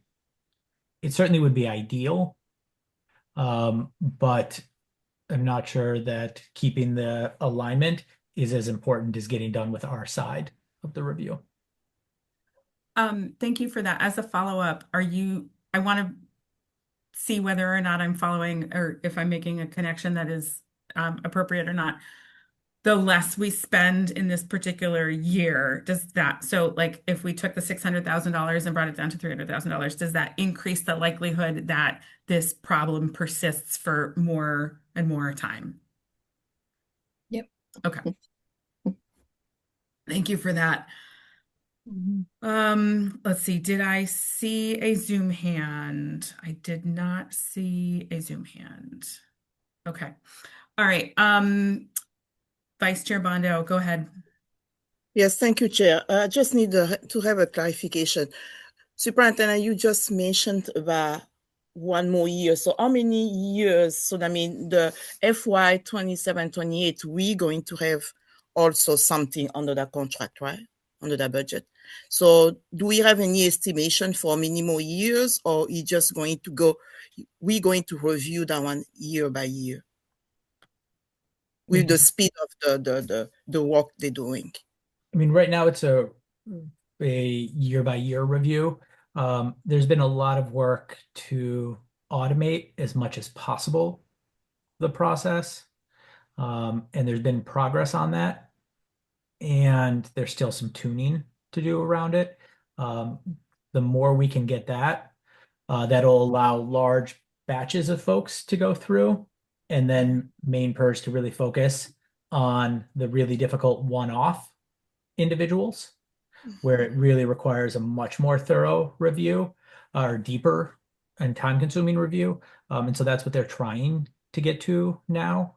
And so that answer to that question is really dependent on that success. There's a meeting at main PERS on Wednesday of this week to check in on that and to talk about progress with Barry Dunn, with main PERS, with MEA, and PEA. And so hopefully we'll get some good updates from that. But it is an ongoing challenge. Okay, great. So I think we had some review, I think a year ago, right? And I think I'll be glad to see what's the progress for the coming year. So maybe later on during the year, we can see, for the full board, maybe having a workshop to understand the way the progress is moving forward before we reach to the budget next year. Yeah. Thank you. Thank you. I think that'd be great. And if I can just suggest, Carrie's been a partner in this work on the PEA. I know that she recommended pausing. So partners can disagree. And I don't have the numbers right in front of me of the current status, but we can get those for you. And Carrie may have them right in front of her. And so she has her hand up for when public comment comes on this. We're almost there. We're almost there. Board Member Opperman, go ahead. No, I have a comment, not a question. So I'll wait. Okay. Board Chair Lentz, go ahead. Yeah, I was just wondering if it has been talked about at all, any legal ramifications that may potentially activate if we were to stop this work. Like, as you know, we were here from the beginning when it all fell apart. And so just thinking about like our legal duty to make this right again. And if we stop that work, what that means. For now, I know it would not be a stop permanent, but a temporary pause to me seems like it might not be the position that's favorable to the district. Just on that, I'd prefer to defer to legal counsel on that, and we can certainly get them to draft up a legal opinion. Okay. We are now moving into public comment on this motion. And so if we could move Carrie over, that would be great.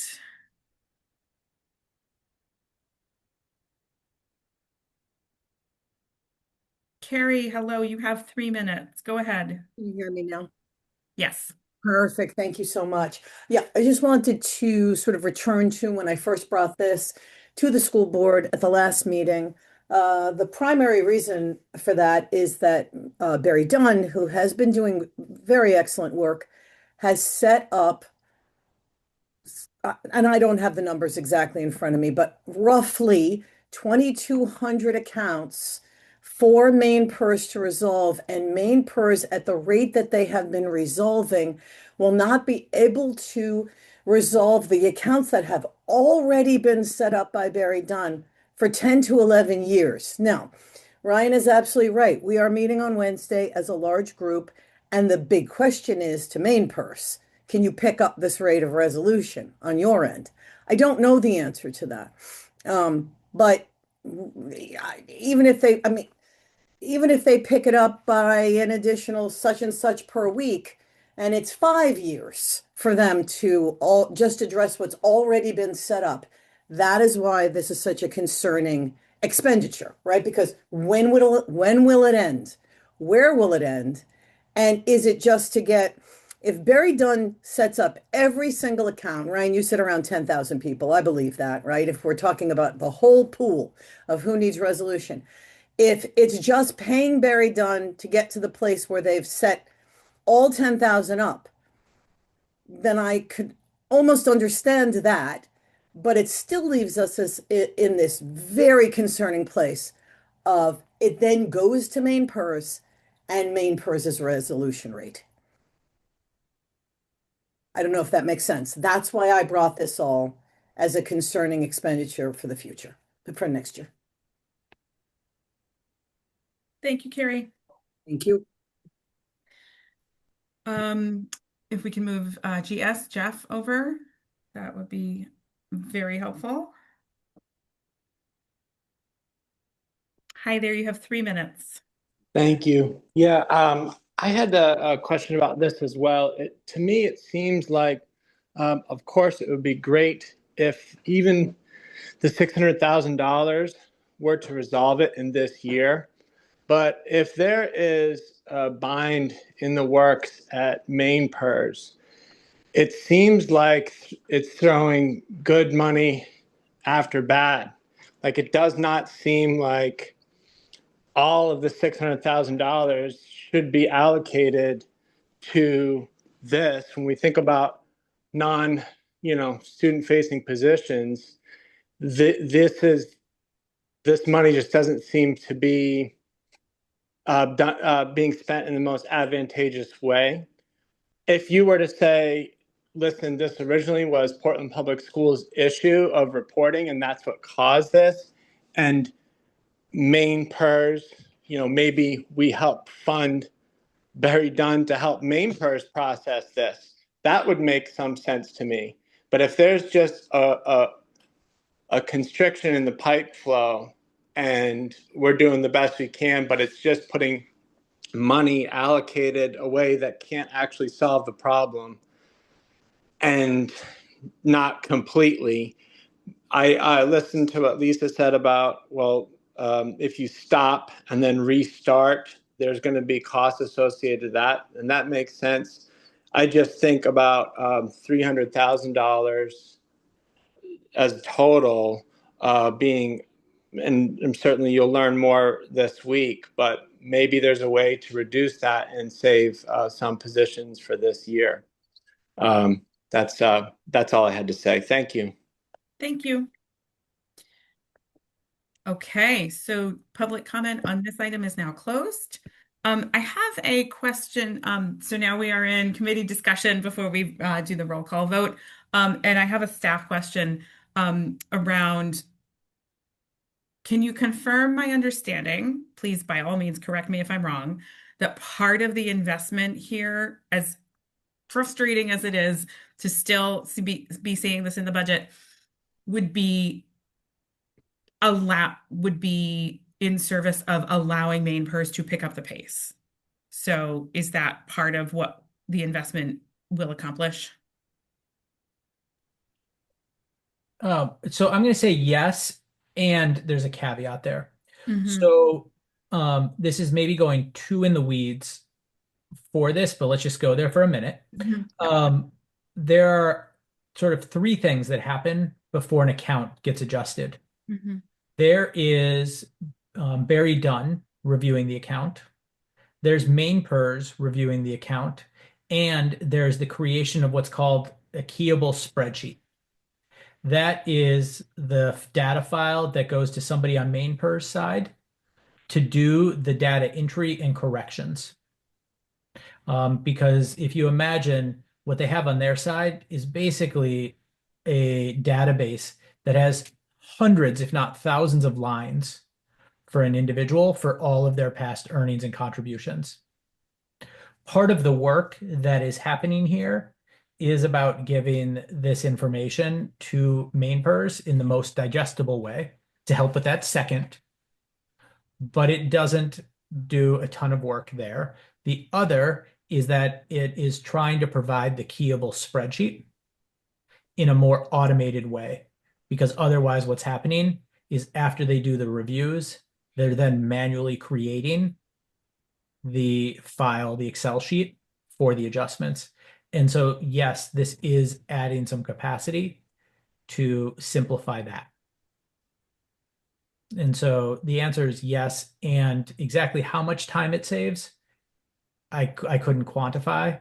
But yes, part of this is about their capacity. And then my other clarification question is fundamentally, all of this work is needed to clean up errors that were the fault of Portland Public Schools historically, correct? Main pers did not make errors, correct? Correct. Okay, thank you. Board Member Opperman, go ahead. Thank you, Chair. I guess because I remember the pain that the staff underwent 3+ years ago, and because things were not kept up to date and they were cut in that area. I am of the mind that we clean up our part of this all the way as far as we can. And if it takes a couple years, we knew this was going to happen when people were not getting paid. But we clean it up. I think at that point, correct me if I'm wrong, that our finance department is capable of keeping the rest of the time clean, or even now, things that aren't in trouble as new employees come in and all. So I just do not want to slow the process down. It took, oh my gosh, was it a year before it got going?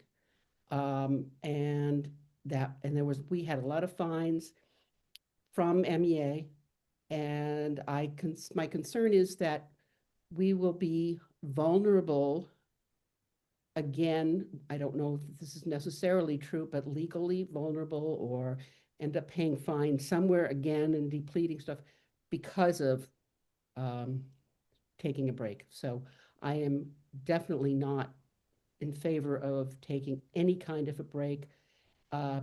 If you want to decrease it by 100,000, I don't know if they would willing to do it, but this again, it's a contractual situation where the other end has to keep going. And at some point, it may be that they have a smaller number of people that are involved yet buried on and may come down. That's my thought. No absolute correctness about that. So that's my 2 cents. Thank you. Other discussion?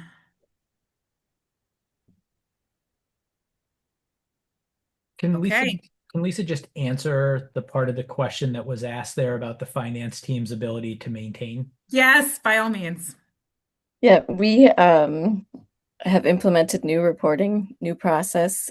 So we are very confident in our ability going forward. We are fully caught up. All 2024, 25 is submitted, and we actually have a monthly review of that with main pers. So February was just reviewed today.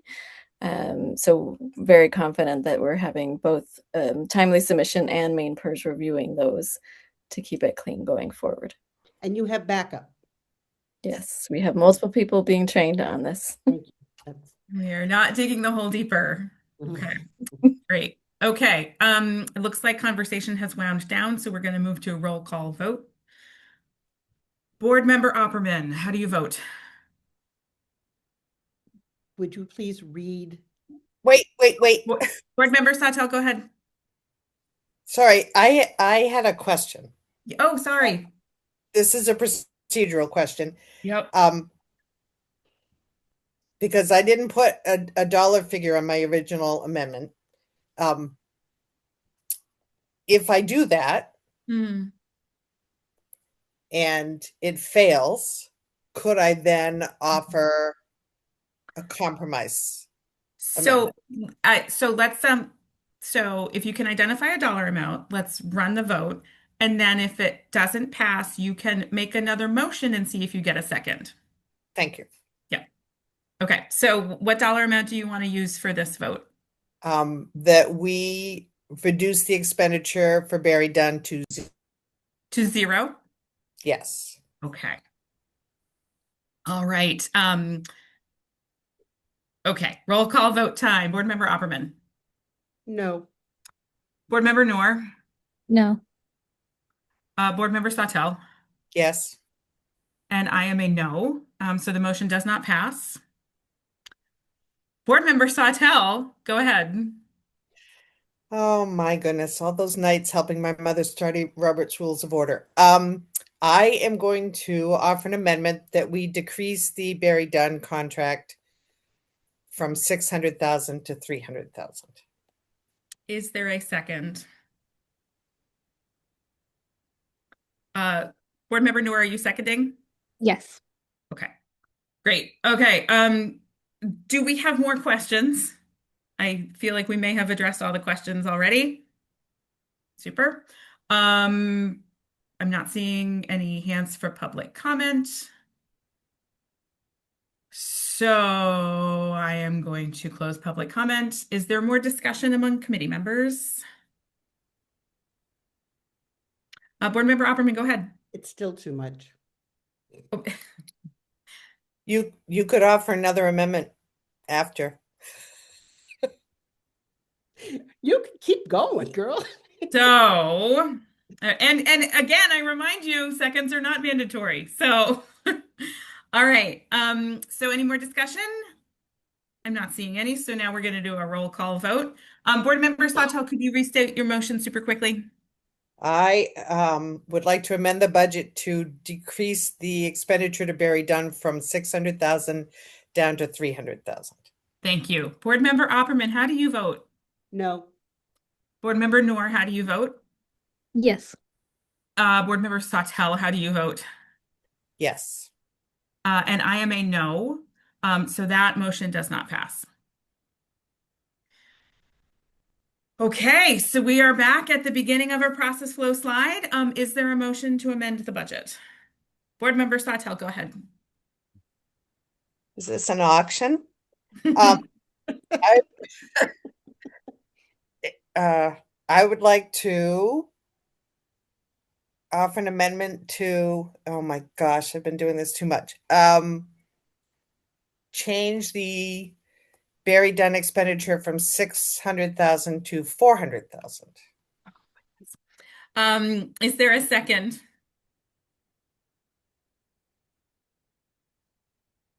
I'm not seeing a second. Oh, thank you, Board Member Noor. All right. Are there any questions from committee members? Okay, I am going to see if there's public comment. I am not seeing any public comment, so that's closed. Committee discussion.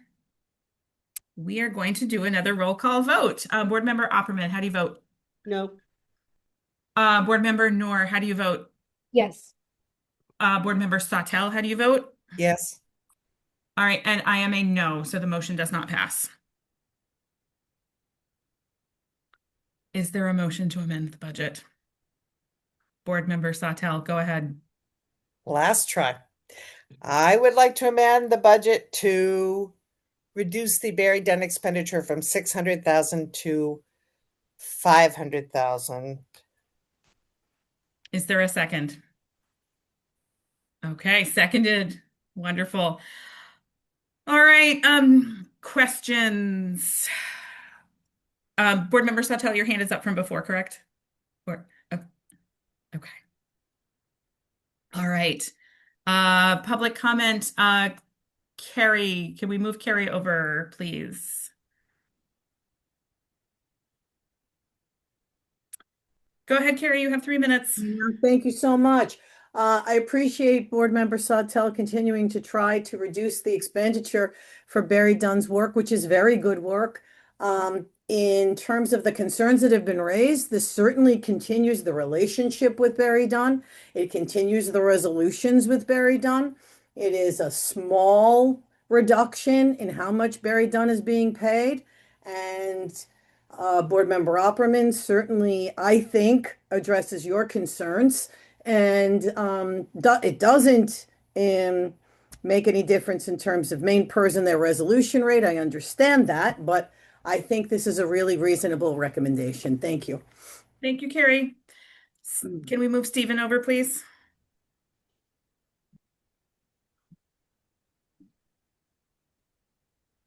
Stephen, go ahead. Yep. Actually, Yep, no, here. I'm sorry. I forgot you gave public comment at the beginning. So, I'm and as sorry, I'm confused by this. Because I gave public comment at the beginning, I'm not allowed to give public comment now. But Carrie, who just gave public comment on an amendment, is allowed. That makes absolutely no sense. And I'm just I need to understand. You're just trying to keep me from making public comment because you don't like me. But that's here and there. But I just want to say that. Stephen, I explained at the beginning of the meeting that the choice was top of the meeting or during the voting. I explained that at the top of the meeting. I didn't understand what you were doing. That makes no sense at all. And what you're doing is just limiting the ability of people to comment because I chose to comment at the top of the meeting. And you're like, can somebody overrule the chair? To allow comment. This just makes no sense at all. Stephen, the procedure was explained in and the procedure is stupid, and you are running a meeting to try and avoid having comment from people you don't like, and that's the point of it. And I really think that the committee should tell you that and go from there. But otherwise, you're not going to take my comment, so I'm that's it. And thank you. I will bring it to the full board. Thank you. Okay. I am not seeing any other public comment, so we're going to close that. Is there committee discussion on the motion? Seeing none, let's move to a roll call vote. Board Member Opperman, how do you vote? Yes. Board Member Noor, how do you vote? Yes. Board Member Sawtelle, how do you vote? Yes. And I am a no, but the motion does pass. If we could get that entered on the spreadsheet and share screen for a minute, that'd be great. Thank you.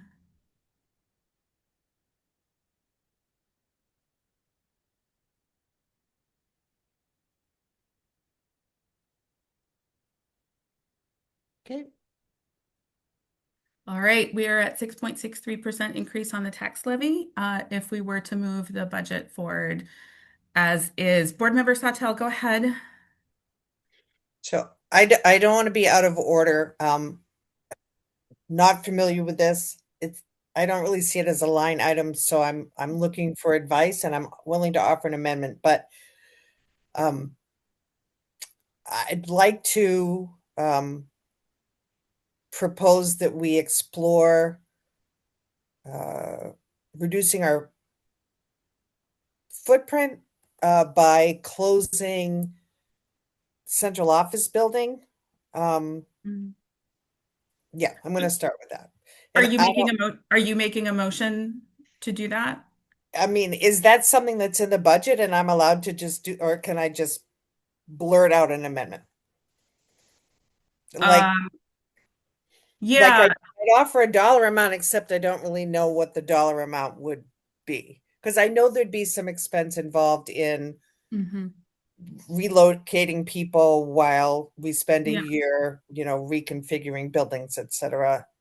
I understand the central office needs to be somewhere, and we can't just close the doors and. No, thank you for that question. So what I'll do just to move us through this conversation is I'll make a motion to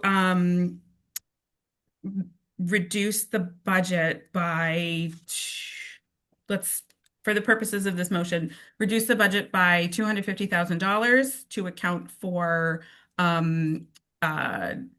closing or ending the use of the central office building for that purpose. And let's see where we go from there. Is there a second? Thank you very much.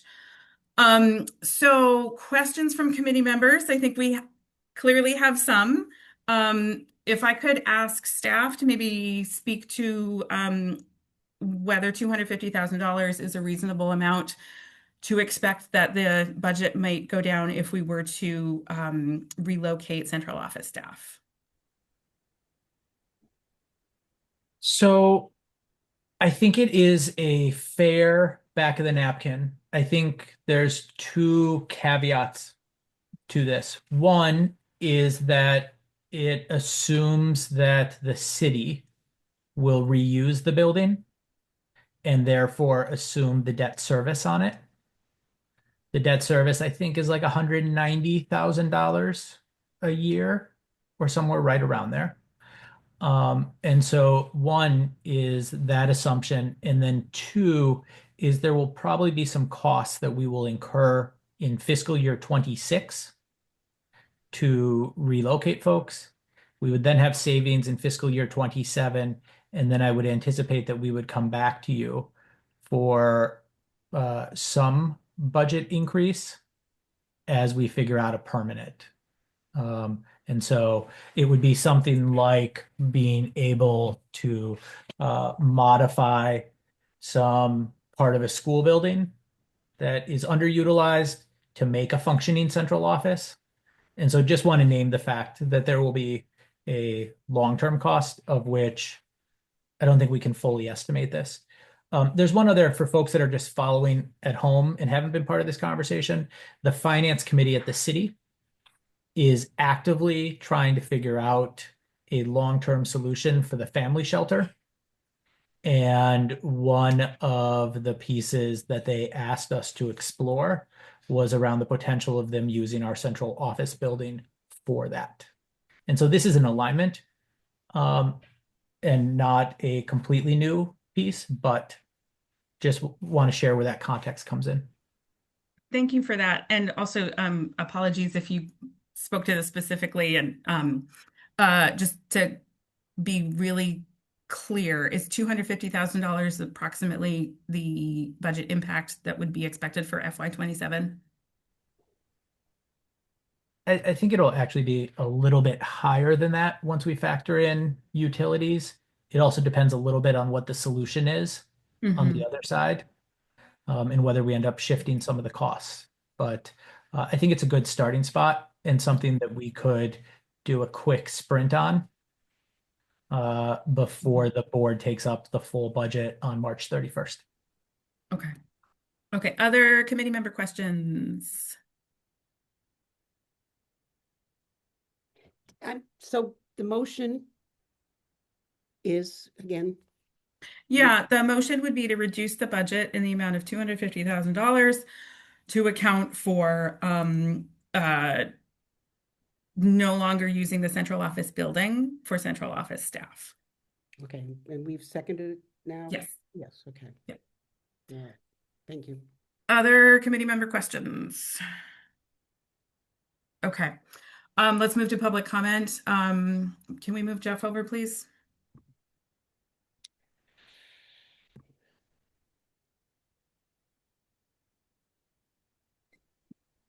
Jeff, go ahead. Hi, thank you. Thank you, Sarah. So I think that I like this just as an idea of something different, of being open to options to reduce budget with that's not cutting teaching positions, and also not like closing schools. So I think this is a nice thing to hear as an option, just to think about how we operate. So thank you. Thank you so much. All right, I'm not seeing other Zoom hands, so I'm going to close public comment. Committee discussion. Do we have any of that from either? Oh, wonderful. Board Chair Lentz, go ahead. Yeah, thank you, Chair Bryden. It makes me nervous to have an amendment come up that we don't fully understand how it will work out. There's a lot of question marks around this. I do think it's a great idea, and where I think, this board has been circling around this for as long as I've been on the board. And I think it is like part of the same discussion of what we're doing with the facilities study, what we're talking about with high school consolidation and potentially middle school consolidation. And I think it's part of this bigger plan that we're trying to figure out for the district to decrease our building footprint, because again, with the decrease in enrollment and increased financial pressures, something has to shift there. But I worry about making this decision without the whole ecosystem in front of us and all the information in front of us. So I might say, is this something that we could get more information from before voting, or more information on before voting on it, and take it and hold it to the full board? So if I could just clarify your question, are you talking about more information in terms of like what the city's going to do, or just like all the pieces that would have to come into effect? Because when we've looked at this before, there's a lot of construction, which we know that construction projects are backed up to be able to make spaces for folks to work in. Where we would put them, how does that I guess what I would like to know is like all the things that have to be thought about to make this happen. And it doesn't feel like in this quick conversation that we're going to have all the information about all of the layers that need to be addressed to make this possible. Board Member Sawtelle, I invite you to ask your question, but just after you're done, I'm also going to be looking to staff to sort of speak to the feasibility of moving forward with this. So go ahead, Board Member Sawtelle. I think I'm just tagging on to Chair Lentz. I'm wondering if we pass this through committee and send it on to the full board, if then in further discussion, if there's enough time for the superintendent to come up with those numbers. I know we have a meeting with, city council soon. Like, is that information we could put together so that by the time we actually vote on the budget in a full board, it could be a solid number? And so I guess that's a staff question. Is there time enough to do that? Yeah, I would be looking to staff for two clarification points. One being to address Board Chair Lentz's point is, does it feel feasible for FY27 to actually, move forward with this in a way that will allow staff to be effective and productive? And then second, also, is it likely that we will have the information we need in time for the second read of the budget of the business meeting with the full board? Will we have the information we need about what the city's going to do? So I don't know that I can definitively answer all of those questions, but we have an upcoming conversation with the City Finance Committee on Thursday, March 26th. And so I think recognizing the committee's interest in this, I think we should have a conversation at that committee meeting, and perhaps Lisa can reach out to Brendan to just cue that up, and we can get a temperature. Because if the city says that they're not going to be able to entertain this until fiscal year 28, then that answers one of the questions and we can save some staff capacity.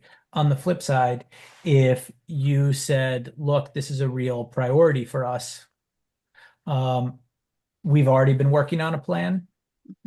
And so we could go into sprint mode. It will just take some capacity, right? And so that said, I don't think we'll have a definitive answer from the city in our budget cycle. So I think that's where we have the conversation with the finance committee on Thursday. Okay. Board Member Opperman, go ahead. Thank you, Chair. We have a building evaluation, building report coming out, and I wonder also how that might impact this. So I'm hesitant to move forward on this at this time. That's my comment. Board Member Sawtelle, go ahead. Just as another point of discussion, that building on Portland Street is toxic. We really shouldn't have employees working in that building. It's very unhealthy, and I worked in a building like that for a really long time, and the human cost was significant. And that's part of my concern. I'm anxious to get that building out of our hands. Thank you for that. I don't think it's the nicest building. I want to be careful about using those terms. We did an environmental test in the space when there was water intrusion in the ground level. And it did not find that the building was toxic. It may be haunted by spirits of parking lots long ago. But I think we have to be careful about using that term, which I know Board Member Sawtelle, you're not using lightly, but I just think we have to be careful about that. I'll withdraw the word toxic and substitute the word unhealthy. I'll take haunted. So I've also taught in haunted schools. So yep, right there with you. Okay, we have entered the punchy phase of this meeting, clearly. All right, I'm not seeing any more Zoom hands, so I'm going to move us to a roll call vote on this motion to reduce the budget in the amount of $250,000 for fiscal year 27 to account for moving staff out of the central office building. Board Member Opperman, how do you vote? No. Board Member Noor, how do you vote? Yes. Board Member Sawtelle, how do you vote? Yes. And I am a yes, so that motion passes. Is there a motion to amend the budget? Board Member Opperman, go ahead. Thank you, Chair. I would like to amend the budget with regards to the expanding the early literacy ed tech. And I want to delay it 1 year. I want to maintain the kindergarten ed techs, but I also that's the motion. I'll explain it after that. Is there a second? Board Member Noor is the second. Thank you. Committee member questions. Well, can I? Oh, yes, by all means. My reasoning on that is to it's a fabulous program, and I do wish it would be expanded across kindergartens because it's only in limited right now buildings, and I think it is something that has had an impact, would continue to have an impact on kindergartners, but it's a $256,000 expense to expand it, correct? That's the expansion, or is that the whole thing? Okay. The expansion, yep. Thank you. Okay, are there questions from members of the committee?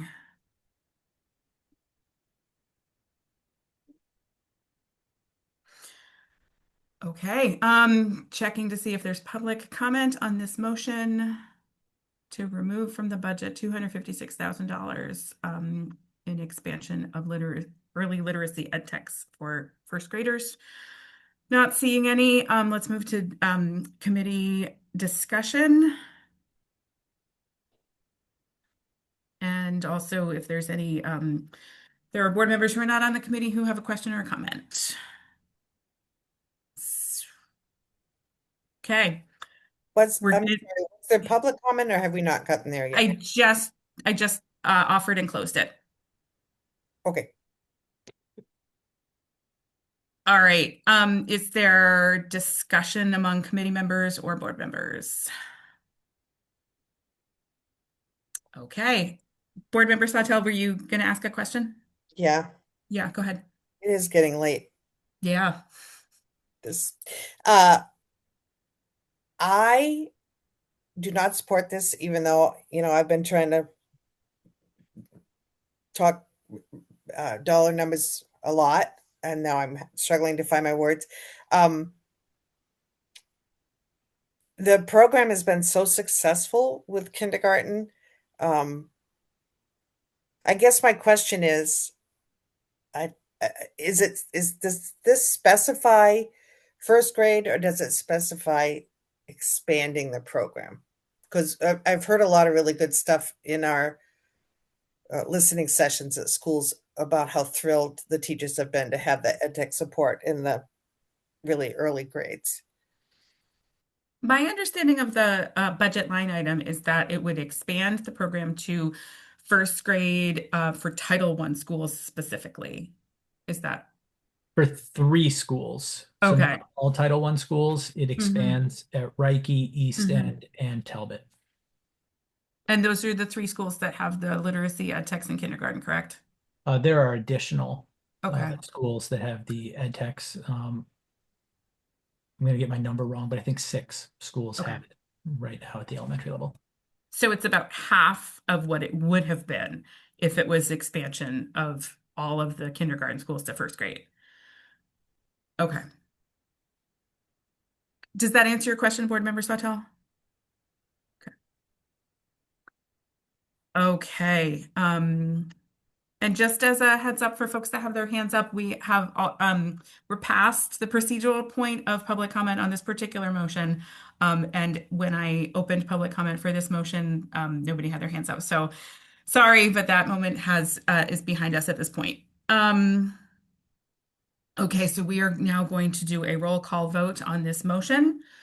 Board Member Opperman, how do you vote? Yes. Board Member Noor, how do you vote? No. Board Member Sawtelle, how do you vote? No. And I am a no at this point, so that motion does not pass. All right, is there a motion to amend the budget?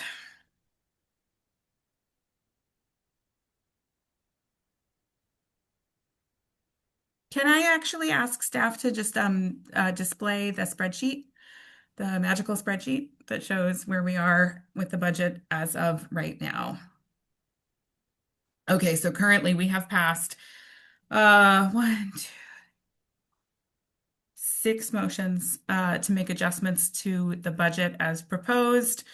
We are currently at a property tax increase of 6.43% as of right now. I'm not seeing a motion to amend the budget, so I will now ask, is there a motion to move the budget as it currently exists to the full board? Board Member Noor, are you making that motion? Yes. Wonderful, thank you. Is there a second? Wonderful, thank you, Board Member Sawtelle. All right, so now we get to run through, are there questions from committee members on the motion to move the budget as it exists currently to the full board? Are there committee member questions? Not seeing any. Is there public comment on the motion to move the budget as it exists now to the full board? I am not seeing any, so we're going to close public comment. committee member discussion. And also, I would invite folks that are not on the committee but are on the board to raise a Zoom hand if you have a question or a comment.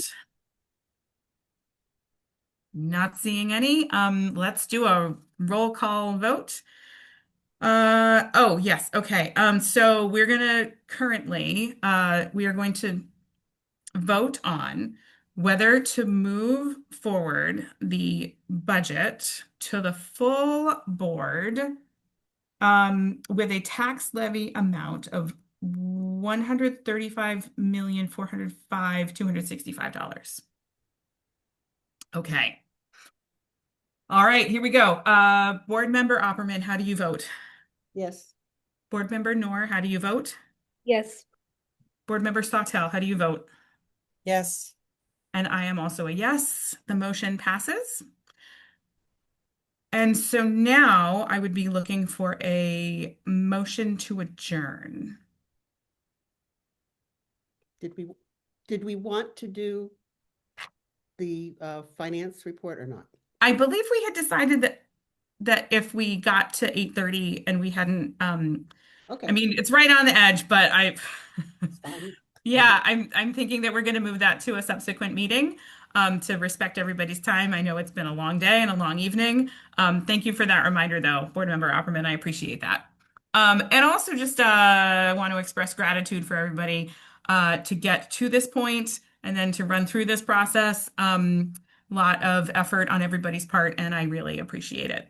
In my rush to ask for a motion to adjourn, completely forgot to say that. So sorry about that. Well, all right. I have to agree with you, and I would thank the staff members for the amount of work they've done before and during, and being able to give us quick return on everything. Yes. Very much appreciate that. And I give a second. I move to adjourn. I guess, is that okay? Wonderful. Could I have a second? Thank you, Board Member Noor. And show of hands from committee members for adjournment. We are adjourned at 8:33 p.m. Thank you, everybody. Have a good evening. Good night. Good night. Good night. Good night.